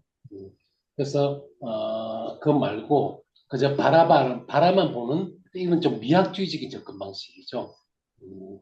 그런 방식으로 관계를 맺는다는 것이 어떤 의미인가? 그게 어떻게 그렇게 하면 완전한 제 이룰 수 있나? 그렇죠. 그런 미학적인 접근 방식, 바라만 보는 거죠. 그런 방식의 어떤 그런 완전한 이해, 네, 뭐든. 이해나 완전한 지혜와 지식은 다르니까 지식이라 네, 그래도 완전한 어떤 대상에 대한 완전한 지식에 이를 수 있느냐 라는 그런 질문이 있었습니다. 음, 어, 일단 우리가 이성적인 접근을 한다는 얘기는 보통 어떤 우리가 보통 과학을 통해서 접근 대표적으로는 그죠? 과학을 통해서 접근한다는 것인 데인데 여기에 대한 사실은 가능하다는 뭐 입장도 여러 가지 입장들이 있을 수 있는데 전통적으로는 그렇죠. 이성을 통해 가지고 대상에 대한 완전한 인식이 가능하다. 물론 늘 한계는 있지만 계속 점진적으로 점점점 더 가까이 대상에 접근할 수 있다. 그것이 바로 그냥 과학의 발전이다. 라고 하는 것이 어떻게 보면 전통적인 그런 인식론의 입장이죠. 입장인데 저는 사실은 그러면 과학적인 이해란 게 무엇이냐라고 했을 때 저는 그런 전통적인 인식론적인 입장에 별로 동의를 하지 않는 편입니다. 그렇다고 제가 꼭 무슨 하문처럼 어떤 지식도 어떤 대상에 대해서는 완전한 이해는 접근 자체가 불가능하다. 대상에 대해서. 때문에 약간 암시적인 방식, 대상에 대해서 어떤 대상이 우리한테 불일으키는 그걸 그냥 그 매혹이라고 표현을 하던데, 그렇죠. 우리가 어떤 아름다운 어떤 내 사물을 보면 우리가 끌려가지고 바라보지 않습니까? 그래서 끌려가지고 그런 바라보는 그런 미학적 접근 방식이 그런 일종 그는 암시적으로 접근하는 예술이라는 건 그렇지 않습니까? 예술이 드러내는 이해란 것은 아까 제가 소설 얘기를 했지만 소설은 실존을 탐구한다. 그랬지만 실존에 대해서 완전한 이해를 추구하는 것이 아니거든요. 일종의 이야기는 항상 시도 그렇고 모든 예술은 그렇다고 봅니다. 어떤 진리를 직접적으로 드러내는 표현하는 것이 아니고 그냥 암시만 하는 것이 이제 예술 형식이라고 생각을 하거든요. 때문에 일종의 그거는 미리부터 처음부터 이미 암시다라는 그런 한계를 갖고 시작하는 게 저는 미학적 접근이라고 보거든요. 그래서 때문에 어떤 그 타자의 존재의 가지고 있는 어떤 존재의 그 본질에 대한 이해나 그런 것들은 처음부터 어떤 뭐 접근에 한계가 있다는 걸 알고 다가가기 때문에 좀 더 뭐랄까 대상에 대한 그런 존중, 그런 거리두기의 배려를 이제 깔고자 시작을 하고 있다고 봅니다. 근데 전통적인 인식론의 입장에서는 대상이 적어 있고 적이 있고 우리 인간의 탁월한 이성이 있기 때문에 우리는 쟤에 대해서 완전한 이해를 할 수 있어 라고 착각을 하면서 접근을 하기 때문에 항상 대상을 뭐랄까 내 중심적으로 동일화시키려는 흡수해 버리려는 그런 경향이 굉장히 강하거든요. 어떻게 보면 멜빌이 비판했던 것도 그런 방식인데 그래서 고려를 봤을 때 그냥 와 고려 정말 아름답고 거대하고 그래서 우리 그냥 느끼는 거죠. 미학적 접근 방식은 느끼는 거거든요. 우리 처음 딱 대상을 봤을 때는 이성보다는 어떤 느낌이 먼저 작동을 하지 않습니까? 그래서 뭐와 미축 혹은 쾌 불쾌 이런 그런 가치 평가가 먼저 본능적으로 사실 이루어지는 거거든요. 그랬을 때 그런 굉장히 불완전한 이해이지만 그는 요즘 바라만 보는 관계 맺기니까. 그런데 나는 이성이 있기 때문에 쟤는 고래야 라고 하지만 실제로 저거는 그냥 동물이고 그죠? 우리 이미 성격 속에 우리 인간의 위대하다는 게 이미 전제 깔려 있거든요. 그 때문에 저는 인간의 이성이라는 것이 감정이라든가 혹은 우리가 무의식적인 어떤 여러 가지 선입견이라든가 편견이라는 건가 이런 것들과 무관하게 저는 작동하는 게 절대 아니라고 보거든요. 사실은 인간의 그런 이성적 판단도 이미 그 속에는 많은 그런 선입견이라든가 편견이라든가 과거부터 내려오는 전통적인 인식이라든가 이런 막 뒤섞여 있는 건 굉장히 저는 혼잡스러운 인식이라고 생각을 합니다. 때문에 그래서 저도 그래서 미학적 접근 방식은 저는 어떤 간에 조차도 사실은 그 느끼는 방식이기 때문에 불완전하죠. 사실은. 그렇지 않습니까? 우리가 고래를 보면서 내가 뭔가를 느꼈다고 해서 그 느낌이 고래에 대한 진리를 몇 퍼센트나 그걸 우리가 표현할 수 있겠습니까? 그렇지만 그것이 내 느낌에 불과하다는 걸 미리 전제를 깔고 하는 거기 때문에 내 느낌이 그 진실하고는 다를 수 있다는 걸 알고 접근하는 것은 그런 거라고 보거든요. 그래서 좀 덜 폭력적이지 않을까 하는 그런 생각을 가지고 있을 뿐입니다. 뭐 철학자 앞에서 이런 얘기는 어떤 제 생각은 뭐 거기까지입니다. 네. 뭐 제대로 된 답변일지 모르겠지만. 감사합니다. 네, 혹시 또 다른 뭐 네네. 제가 말씀에서 놓쳤는 건지 모르겠는데 흥미로웠던 게 이제 그 다윈과 멜비를 비교하면서 갈라파고스에 대한 반응이 정반대였다. 네네네. 예. 저기 다윈은 되게 긍정적이고 희망적으로 봤는데 멜빌은 네. 글루미하고 이제 좀 영세적으로 이렇게 봤는데 반응은 정반대였는데 결론은 또 동일하지 않는가 해서 질문을 드리는 거거든요. 선생님 그 말씀까지 하시지는 않았던 것 같은데 어쨌든 다윈도 결론적으로 인간과 타 생명체와의 관계가 별 우위가 없다. 그냥 인간도 이렇게 진화하다가 나온 것일 뿐이고, 그리고 멜빌도 결국 이제 모비딕에 살려고 하는 의도가 보험서라고 한 게, 그러니까 인간에게 구속되지 않는 인간의 하위가 아닌 그 부대를 세워서 평등한 관계로 본다. 결론적으로 또 두 사람의 공통점이 있는 건 아닌지 해서. 네네.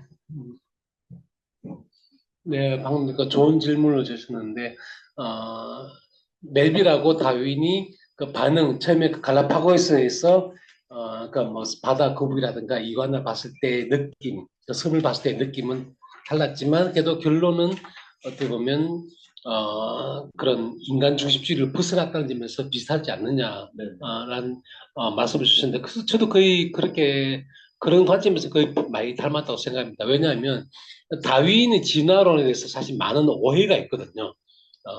그거는 저는 다윈의 책임이라기보다는 다윈의 그런 후예들, 예를 들면 우리가 사회 진화론자들 있지 않습니까? 약육강식론을 내세우고 또 최적, 그죠? 그 적자 생존론을 내세워 가지고 자연의 그런 진화 법칙이 사회에도 똑같이 적용된다. 그래서 강한 자가 강한 자가 약자를 지배하는 것은 이 자연의 법칙이고 이게 진화의 법칙이야. 또 뭐 적자 생존론. 그러니까 살아남은 놈이 힘센 놈이 살아남은 거고 때문에 제일 적응 잘한 놈이야. 이런 관점이 있고요. 그래서 이제 유럽이 그죠? 유럽이 아프리카나 아시아나 제국주의적으로 점령하고 지배하고 또 백인종이 타 인종들을 지배하는 것은 이게 바로 진화의 법칙이야. 이런 식으로 그게 사회 진화라는 거거든요. 그는 완전히 다윈을 왜곡한 거죠. 또 두 번째가 이제 목적론적인 진화론. 흔히 지금까지도 사실 책까지도 그런 게 남아 있는데 우리가 진화를 생각할 때는 보통 사다리꼴 혹은 수목형이라고 그러죠. 나무가지를 이렇게 생각하거든요. 그러니까 최초의 생명체부터 생명을 쭉쭉쭉 분할해가지고 최고의 정점에 인간이 있는 거죠. 인간이 진화의 정점인 거죠. 진화의 역사에서. 그래서 인간이 어떻게 나오냐? 옛날에 그림 보면 원숭이가 여러분도 그런 그림 보셨을 겁니다. 원숭이에서 조금 더 이제 오스트랄피테쿠스 인간 비상이 나오고 그 다음에 네안데르탈이 나오고 그 다음에 마지막으로 막 위대한 쫙 퍼 있는 호모사피엔스가 나와서 이게 마치 순서대로 정해져 있는 것이냐 목적을 향해서 그런 식으로 그림이 그려져 있는 게 많이 나와 있을 겁니다. 근데 그 옷에 진화론자는 사실 그걸 다 부정하거든요. 그래서 굉장히 그냥 얽혀있다는 거죠. 최근에 그거는 수목형도 아니다는 거죠. 왜냐하면 수목형도 결국 원래 하나의 큰 중간 줄기가 있고, 그죠? 가지들이 막 뻗쳐 나오잖아요. 그 최고의 정점에 인간이 있다 이렇게 보거든요. 그것도 역시 계단형하고 비슷한 거죠. 어떤 목적이 있다고 보는 거. 그래서 진화 역시도 어떤 인간 중심으로 그런 목적론적으로 쭉 해석해 봤거든요. 그런데 원래 다윈의 진화론은 그런 게 아니에요. 다윈은 예를 들면 지금의 우리 호모사피엔스가 예를 들어 우리가 오스트랄피테쿠스에서 우리가 지금까지 진화를 굉장히 많은 분기를 통해서 돌연변이를 통해서 이렇게 나왔어요. 그러면 우리 호모사피엔스 다음에는 뭐가 나올까요? 알 수 있습니까? 아무도 몰라요. 예측 불가능해. 그리고 정해져 있지도 않아요. 왜냐? 돌연변이잖아요. 말 그대로. 돌연변이라는 건 정해지지 않는 우연히 작동하는 거거든요. 다시 말해서 진화의 과정에는 연속성이 없어요. 연속성이. 지금에서 우리가 얼룩말이 봅니다. 얼룩말도 그 이전 다른 어떤 동물에서 진화를 해왔겠죠. 그 얼룩말 다음에는 뭐가 나올지는 예정되어 있는 게 없어요. 다시 말해서 진화는 목적론적인 것이 아니고 수많은 그런 우연들이 막 겹쳐져서 막 서로 얽혀가지고 나타나는 것이 진화일 뿐이라는 거죠. 그래서 결국은 다양성이 굉장히 늘어나는 그런 형태로. 그래서 오스트랄피테쿠스가 에서 뭐가 나오고 이전에서 그래서 거기서 뭐 침팬지와 인간이 갈라져 나오고 막 하지만 그게 정해지는 목적 따라서 그렇게 된 게 아니고 그냥 제멋대로라는 거죠. 한마디로 말하면. 그러니까 수많은 불확성성이 있기 때문에 정해진 방향도 없고 목적도 없다. 그래서 그게 이제 다윈이 진짜 그런 것이거든요. 때문에 다윈은 처음부터 이미 그런 인간 중심적인 인간을 목표로 하는 미래가 인간의 미래를 향해 쫙 정해져 있는 때문에 백인이 더 우월하고 더 진화되어 있고 이런 상상은 완전히 달라요. 완전히 달라요. 그러니까 다윈이 봤던 것은 아까 말한 대로 인간도 수많은 진화한 가지 중에 하나일 뿐이고 중요한 것은 모든 생명 각자가 아름다움과 경이로움을 가지고 있다는 거예요. 다윈이 얘기하고 싶은 그거였거든요. 이 다양한 생물들이 함께 지금 지구를 이루어가고 있다는 게 얼마나 아름다운가. 이런 걸 잘 우리가 만들어 가야지 이런 생각을 했다는 거죠.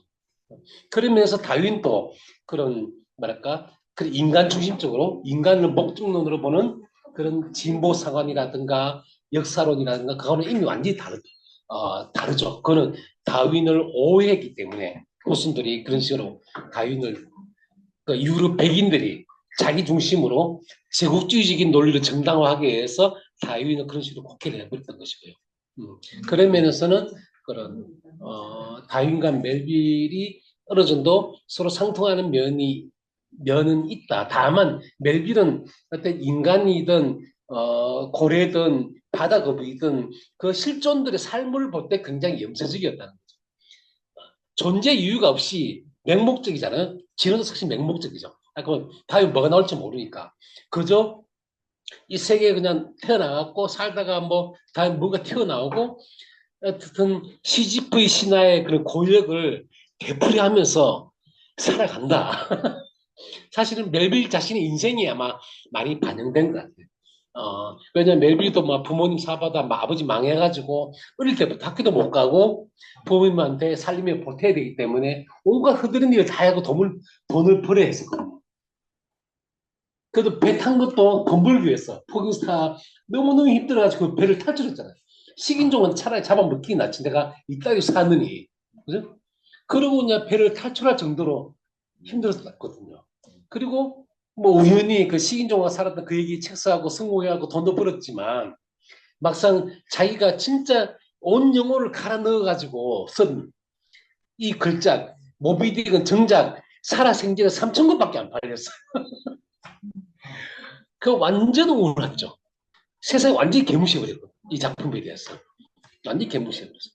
돈도 그러다부터는 아예 문학하고 발을 끊고 먹고 살아야 되니까 그냥 뉴욕 세관에 어떻게 이렇게 인맥 통해 가지고 그냥 말단 관리직 하나 얻어가지고 그냥 월급쟁이로 살았어요. 그러다 결국은 이제 죽기 전에 몰래 쓴 몇 권의 그 소설을 서기도 했지만, 그러니까 자기 삶을 돌아봐도 멜빌 관점에서는 사는 게 너무 고된 거야. 고역이야. 그죠? 인생은 고해의 바다. 딱 멜빈 느낌은 그거예요. 그죠? 그러니까 그 생각 자기가 갈라파고스에서 봤던 그죠? 거북이가 살아가는 거나 내가 인간으로 태어났어. 그죠? 허물 멜빌이라는 인간이 살아가는 거나 그것도 멜빌이 봤던 그 당시에는 아직까지 미국에 노예제도가 있었거든요. 그때 막 그냥 노예 해방 투쟁이 막 벌어지고 있으니까 노예도 다 봤어. 그 사람을 보면서 무슨 생각을 했겠습니까? 쟤들은 재수없게 백인으로 안 태어나고 노예로 태어난 흑인으로 태어났다는 이유만으로 평생을 저렇게 노예로 살다 죽는 거야. 그죠? 그런 걸 보면서 멜빌은 굉장히 염세적일 수밖에 없었죠. 그러니까 쇼펜하우어 주구자였던 거죠. 그래서 어떤 세상을 보는 관점이 주류적인 시선하고 굉장히 좀 삐딱했어요. 저는 또 그런 면이 마음에 들었고. 네, 그렇습니다. 주인공 이름을 잘못 지어서 안 팔린 거 아닐까요? 아, 물론 자기는 의도했지만 네네. 주인공 이름을 잘못 주류의 지었다기보다는요. 사람들이 다 저기 싫어할 수밖에 없는 모비딕 그 책을 읽어보시면 알겠지만 일단 이름을 자기를 책이 너무 두껍고요. 소설이 굉장히 두꺼워. 그리고 이 예를 들면 처음 시작해가지고 주인공이 말하는 예를 들면 에이허브 선장 이 등장할까 시간이 너무 오래 걸려요. 한참 중간까지 읽어지 나와 주인공이. 헐리우드 영화라면 그런 영화가 성행하겠습니까? 격까지가 너무 많아요. 그 책에 고려학 사전이라는 게 나와요. 그래갖고 자기가 아는 고려에 관한 모든 지식 다 쏟아넣어. 소설책에 사전도 들어가 있어요. 그리고 막 그 배에 그 고래 그 포경선 있잖아요. 포경선 어떻게 고래 그 잡아가 기름을 어떻게 짜는지 막 온갖 시시콜콜한 얘기를 다 늘어놓고 있어. 재미가 없죠. 원래 소설이 재밌으려면 주인공이 등장하고 나쁜 놈 등장하고 그죠? 그 갈등도 생기고 막 그죠? 그래서 뭔가 그 쫙 빨리 들어가는 게 있어야 되는데 일반 독자들이 그 소설을 소화해내기는 거의 불가능하고 지금도 마찬가지예요. 지금은 이런 멜빌에서는 이 모비딕은 미국에서는 거의 이제 가장 위대한 미국 문학으로 이제 막 그죠? 거의 이제 성경급으로 이제 추앙을 받죠. 그러냐 문학 전문가들이 보는 관점인 것이고 또 극소수의 그런 매니아들이 멜빌을 좋아하는 매니아들은 그렇게 모비딕을 열심히 좋아하긴 하지만 우리나라도 사실 모비딕 소설 끝까지 읽은 독자들 거의 없을걸요. 정말 극소수의 매니아를 빼놓고. 근데 멜빌에 관한 이런저런 사실들을 제가 책에 소개해 놓은 이런 좀 디테일들을 알고 읽으면 또 나름 또 각 장을 읽어 나가는 또 재미가 또 있거든요. 근데 그런 재미를 모르고 읽으면 근데 당대 비평가는 또 이게 뭐야 무슨 소설이야 이게 뭐야 이러면서 왜 이렇게 막 시시껄렁한 얘기를 많이 넣어놨어. 그래서 던져버렸던 거죠. 사료적 가치가 있는. 네, 그래서 인류학 보고서예요. 사실은 소설보다는 인류학 보고서에 더 가깝다. 그래서 실제로 당대 19세기에 실제 포경선이 어떤 식으로 움직였고 배가 어떻게 이렇게 배가 어떻게 만들어져 있고 그걸 연구한 학자들이 이걸 참고를 많이 합니다. 실제로 당내의 그런 포경산업 전반에 대해서 연구를 하는 사람들은 그래서 인류학적인 보고서로서도 가치가 높은 그런 소설이라고 생각을 합니다. 질문이 있습니다. 네, 네네. 예, 선생님 책 잘 읽었습니다. 그래서 그 두꺼운 모비딕 책도 다시 읽게 되었는데요.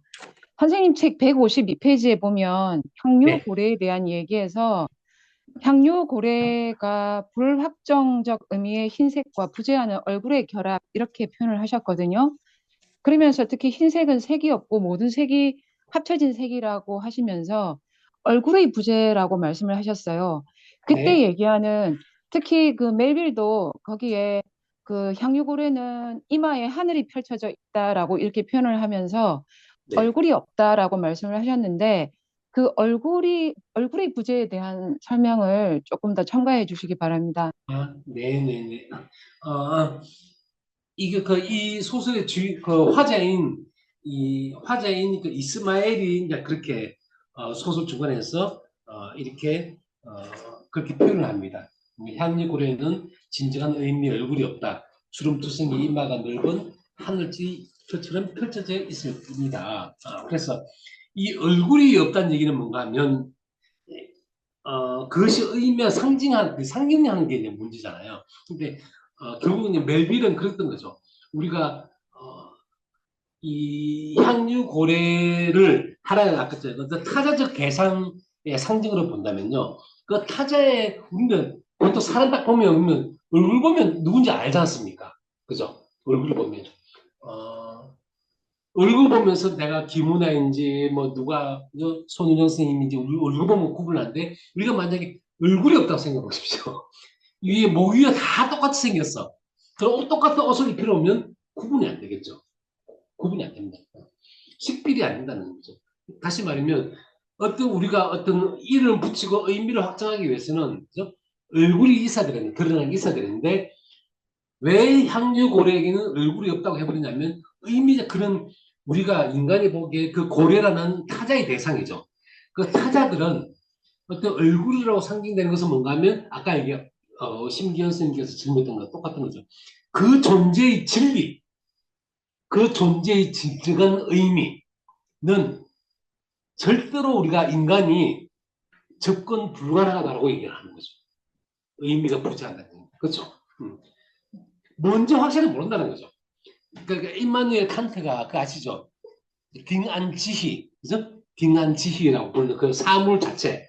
인간은 아무리 다가가려고 해도 감각을 통해서 우리밖에 모르지 않습니까? 때문에 물 자체, 물 자체는 우리는 알 수 없다 얘기합니다. 그러니까 물 자체의 얼굴이 뭔지는 모른다는 거죠. 어떻게 보면 굉장히 멜블도 그런 면에서 보면 이 소설에 보면 그런 얘기 나거든요. 스페인 금화 얘기를 나옵니다.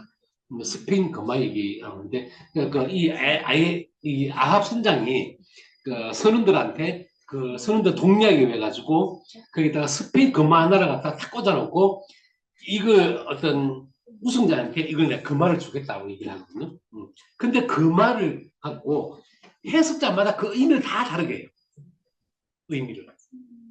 그러니까 그런 장치들이 몇 군데 나오거든요. 그래서 멜빌이 그런 향유 고래에게는 얼굴이 없다라는 것을 의미하고자 했던 것은 우리는 대상에 대해서는 접근권, 진리적 접근권에는 한계가 있다.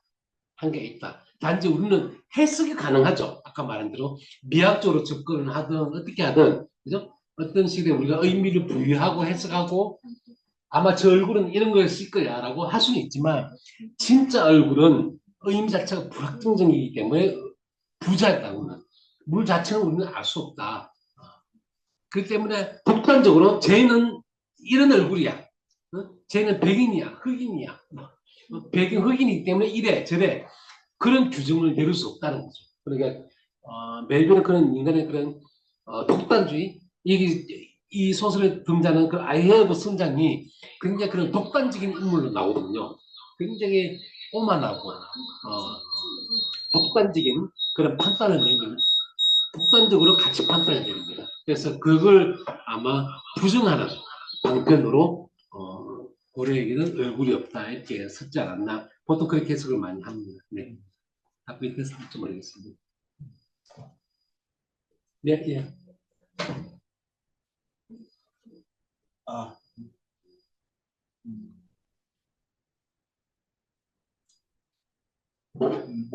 모비딕이 반기독교적 소설이라고 불린다는 점에서 질문 두 가지가 생겼습니다. 네네. 첫째, 허멜 멜빌이 모비딕이 근대 서구 문명의 몰락을 얘기했다는 점에서 17세기 중밀현의 신라군과는 어떤 차이가 있습니까? 허멜 멜빌은 서구 문명의 일부를 이룬 개신교인들과 그 기초인 프로테스탄트, 청교도도 기존 가톨릭과 똑같다고 본 것일까요? 둘째,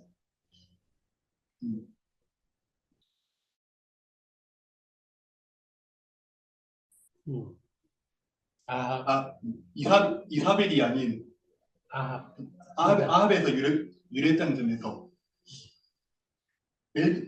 작가는 20세기 윌리엄 포크너의 소리아 건노의 캐디가 1960년까지 입으로 비유되는 부당한 손가락질을 당할 것을 예견이라도 하였을까요? 두 번째 선 분노와 포도? 소리와 분노. 소리와 분노. 옛날에는 음향과 분노라고. 그랬는데, 거기 소설에 등장하는 캐디. 캐리? 네. 캐리가 왜? 캐디가 1960년대까지 그 이브라고 빵 중 하나인 이브로 비유되는 그런 부당한 비평을 당해왔거든요. 근데 지금은 지금 폐기됐죠. 지금 어떻게 해석하고 있나요? 지금은 자유 그 미국 남부 사회에서 독립적으로 살아가고자 하는 인물로 평가받고 있죠. 네. 두 가지 질문을 주셨는데요. 그러니까 제가 그 멜빌의 모비딕이 아까 그런 반기독교적인 사상을 표현했다고 하니까 두 가지 질문을 주셨습니다. 첫 번째는 이게 그런 밀탄의 신라권, 신라권하고 어떤 관계가 있느냐.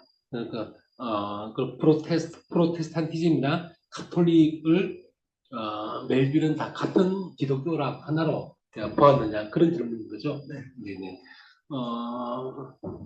멜빌이 밀턴의 신라고는 아마 읽었을 겁니다. 그리고 왜냐면요, 멜빌이 이 모비딕을 쓸 때 도산에 박혀가지고 공부를 엄청 했거든요. 당대에 나온 고래에 관한 모든 최신 연구 자료뿐만 아니고 특히 그때 영국의 그런 비극 작품들을 많이 읽었어요. 특히 이제 그래서 이 모비딕의 문체가 굉장히 장엄합니다. 그래서 비극풍이에요.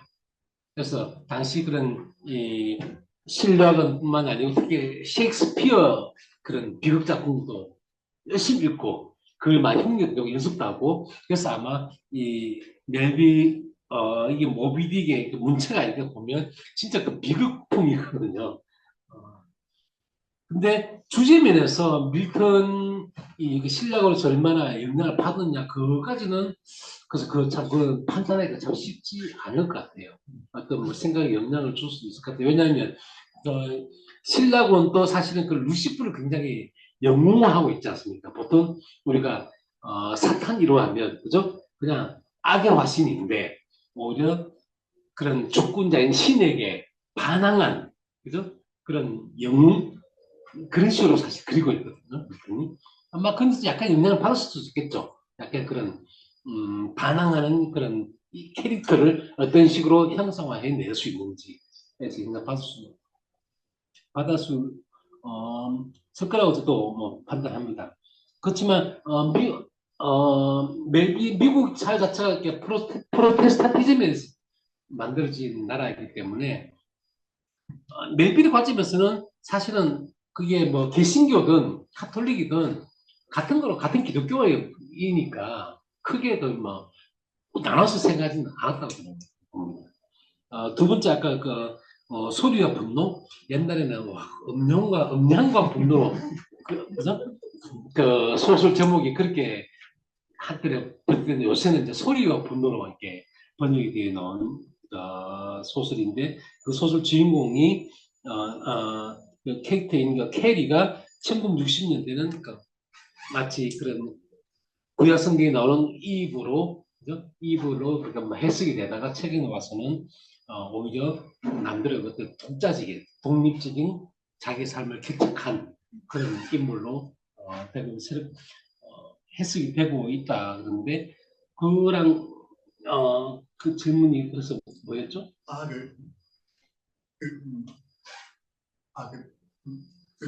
독선자 이스마일이 만나면 선장 이름이 아비 아니라 아니 이세벨이 아니라 아비인 것도 그런 부당한 그런 평가를 예견해서 한 것일까? 네네 맞아요. 처음에 초기에는 그러니까 모비딕 소설을 표면적으로 읽다 보니까 어떤 간에 인간인 아합이 물론 좀 나쁜 놈이긴 한데 그래도 그런 포기하지 않는 불굴의 그런 정신이 있지 않습니까? 불굴의 인간이지 않습니까? 그런 것들이 이 고대 그리스 비극 작품인 그 웨디푸스 왕하고 살짝 비교도 되면서 그런 인간의 그런 비록 패배할지언정 그 포기할 줄 모르는 나는 패배했지만 포기하지는 않아.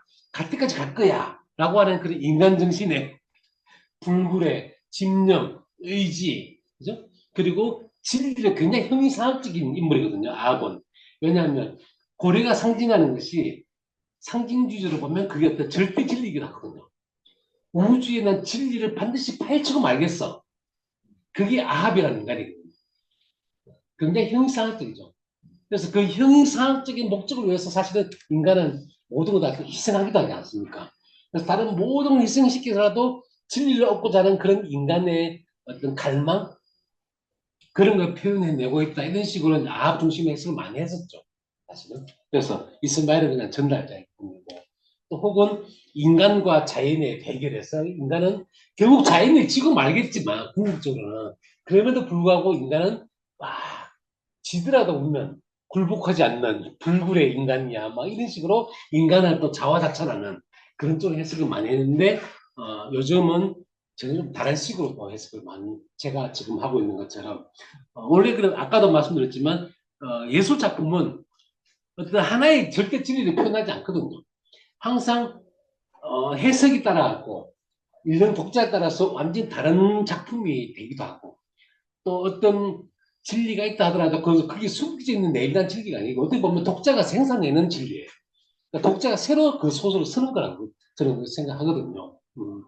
그렇기 때문에 최근에 온 그 멜빌의 그런 모비딕을 어떻게 보면 제가 쓰는 모비딕은 과거에 아합 중심의 모비딕이 아니고 지금은 그런 이스마일하고 그런 모비딕 고래 비인간 존재를 중심으로 모비딕을 다시 쓰고 있다고 볼 수도 있겠죠.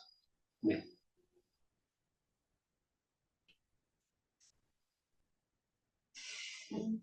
네. 저도 질문 하나 드려도 네. 될까요? 네. 네. 저기, 그 페이지 5장의 역진화에 보면 페이지 이제 45페이지부터 47페이지까지 그 한국어 고래 어원에 대해서 재미있게 설명을 많이 해 놓으셨거든요. 네네네네. 예, 근데 이제 아마 일반 독자들도 이 부분은 굉장히 49페이지. 네. 관심을 많이 가질 것 같아요. 그러니까 46페이지, 47페이지 음. 그 한국어의 고래의 어원.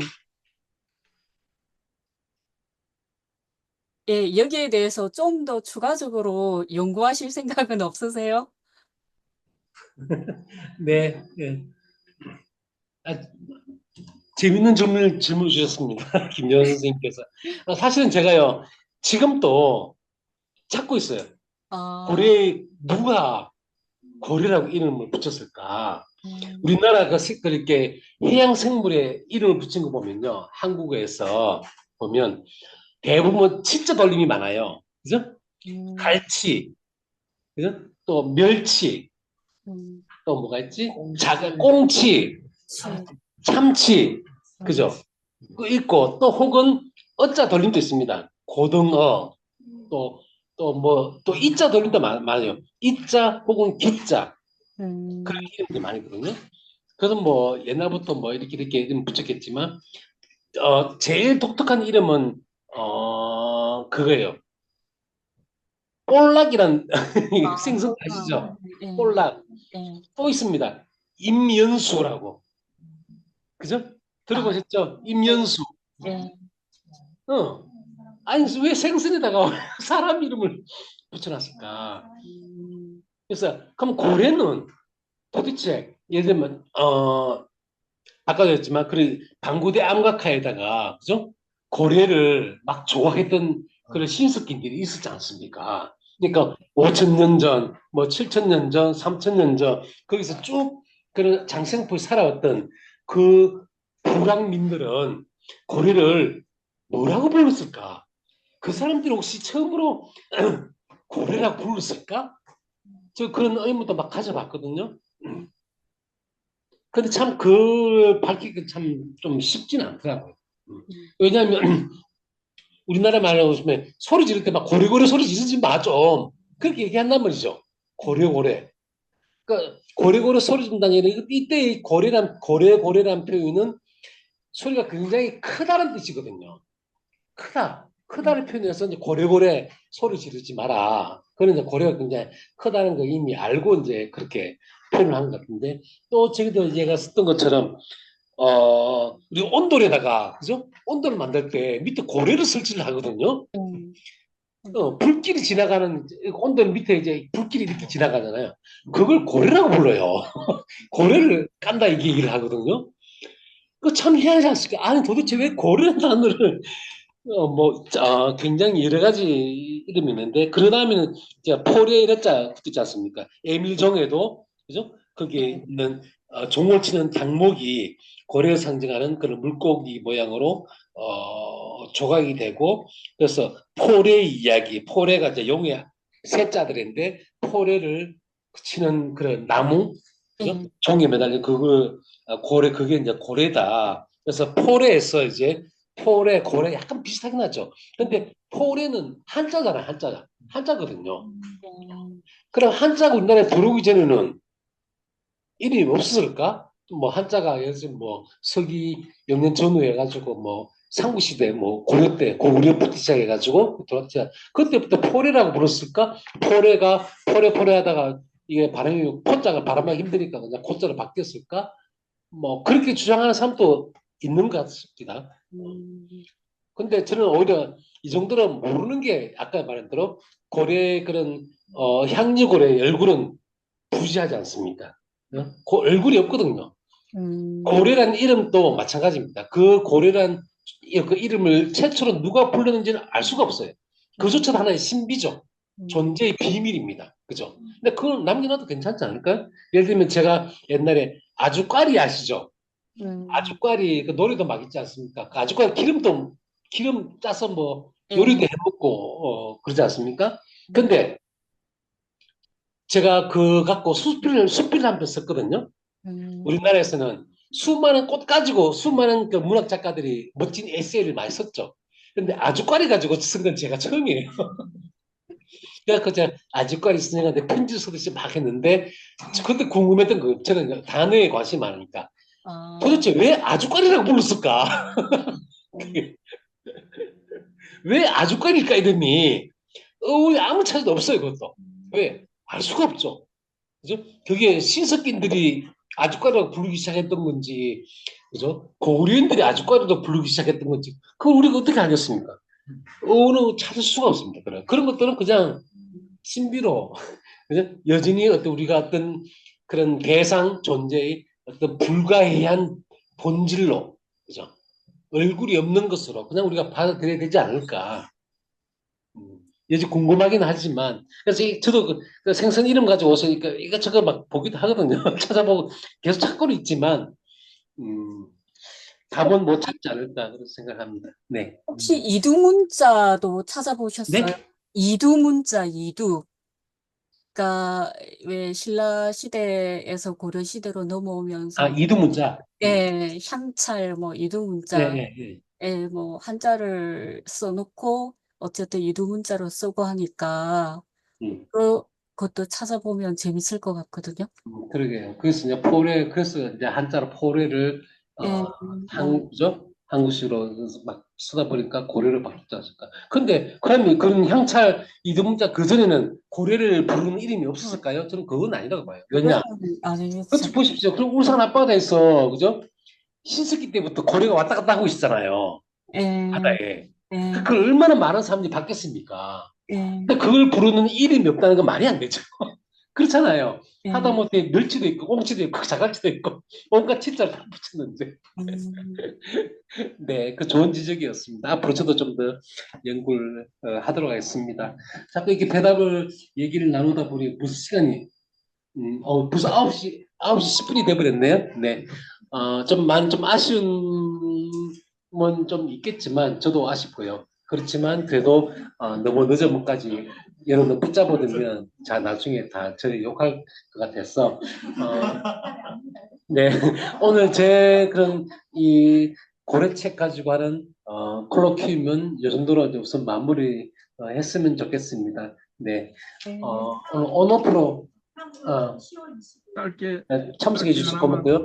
다음 참 10월달 콜로퀴움은 안내드리겠습니다. 10월달에는 25일입니다. 10월 25일 그 김명주 스님께서 그때 숲은 생각한다라는 책을 가지고 이제 콜로퀴움을 하시기로 했습니다. 네. 선생님 그 끝내기 전에 짧게 25일이 아니고 참 10월 23일이랍니다. 이 10월 23일 수요일, 예, 10월 23일 수요일에 콜로퀴움을 하는 걸로 다시 공지 드릴 테니까요. 그 조만간 그렇게 알아주시면 좋겠습니다. 오늘 그 온오프로 많이 다 참석해 주셔서 목소리 진심으로 안 들리시는가 보네요. 목소리 안 들리시는가 보네. 네, 수일우 스님 잘 안 들려요. 잘 안 들려요. 네. 그럼 놔둘게요. 야, 오늘 지금 저희들 여기서 이 그 큰 모니터를 갖고 했잖아요. 근데 그 모니터 그게 고장이 나버렸어요. 그래갖고 지금 임시방편으로 지금 막 노트북 가지고 하다 보니까 이 음성이 하는 게 지금 좀 문제가 좀 있어요.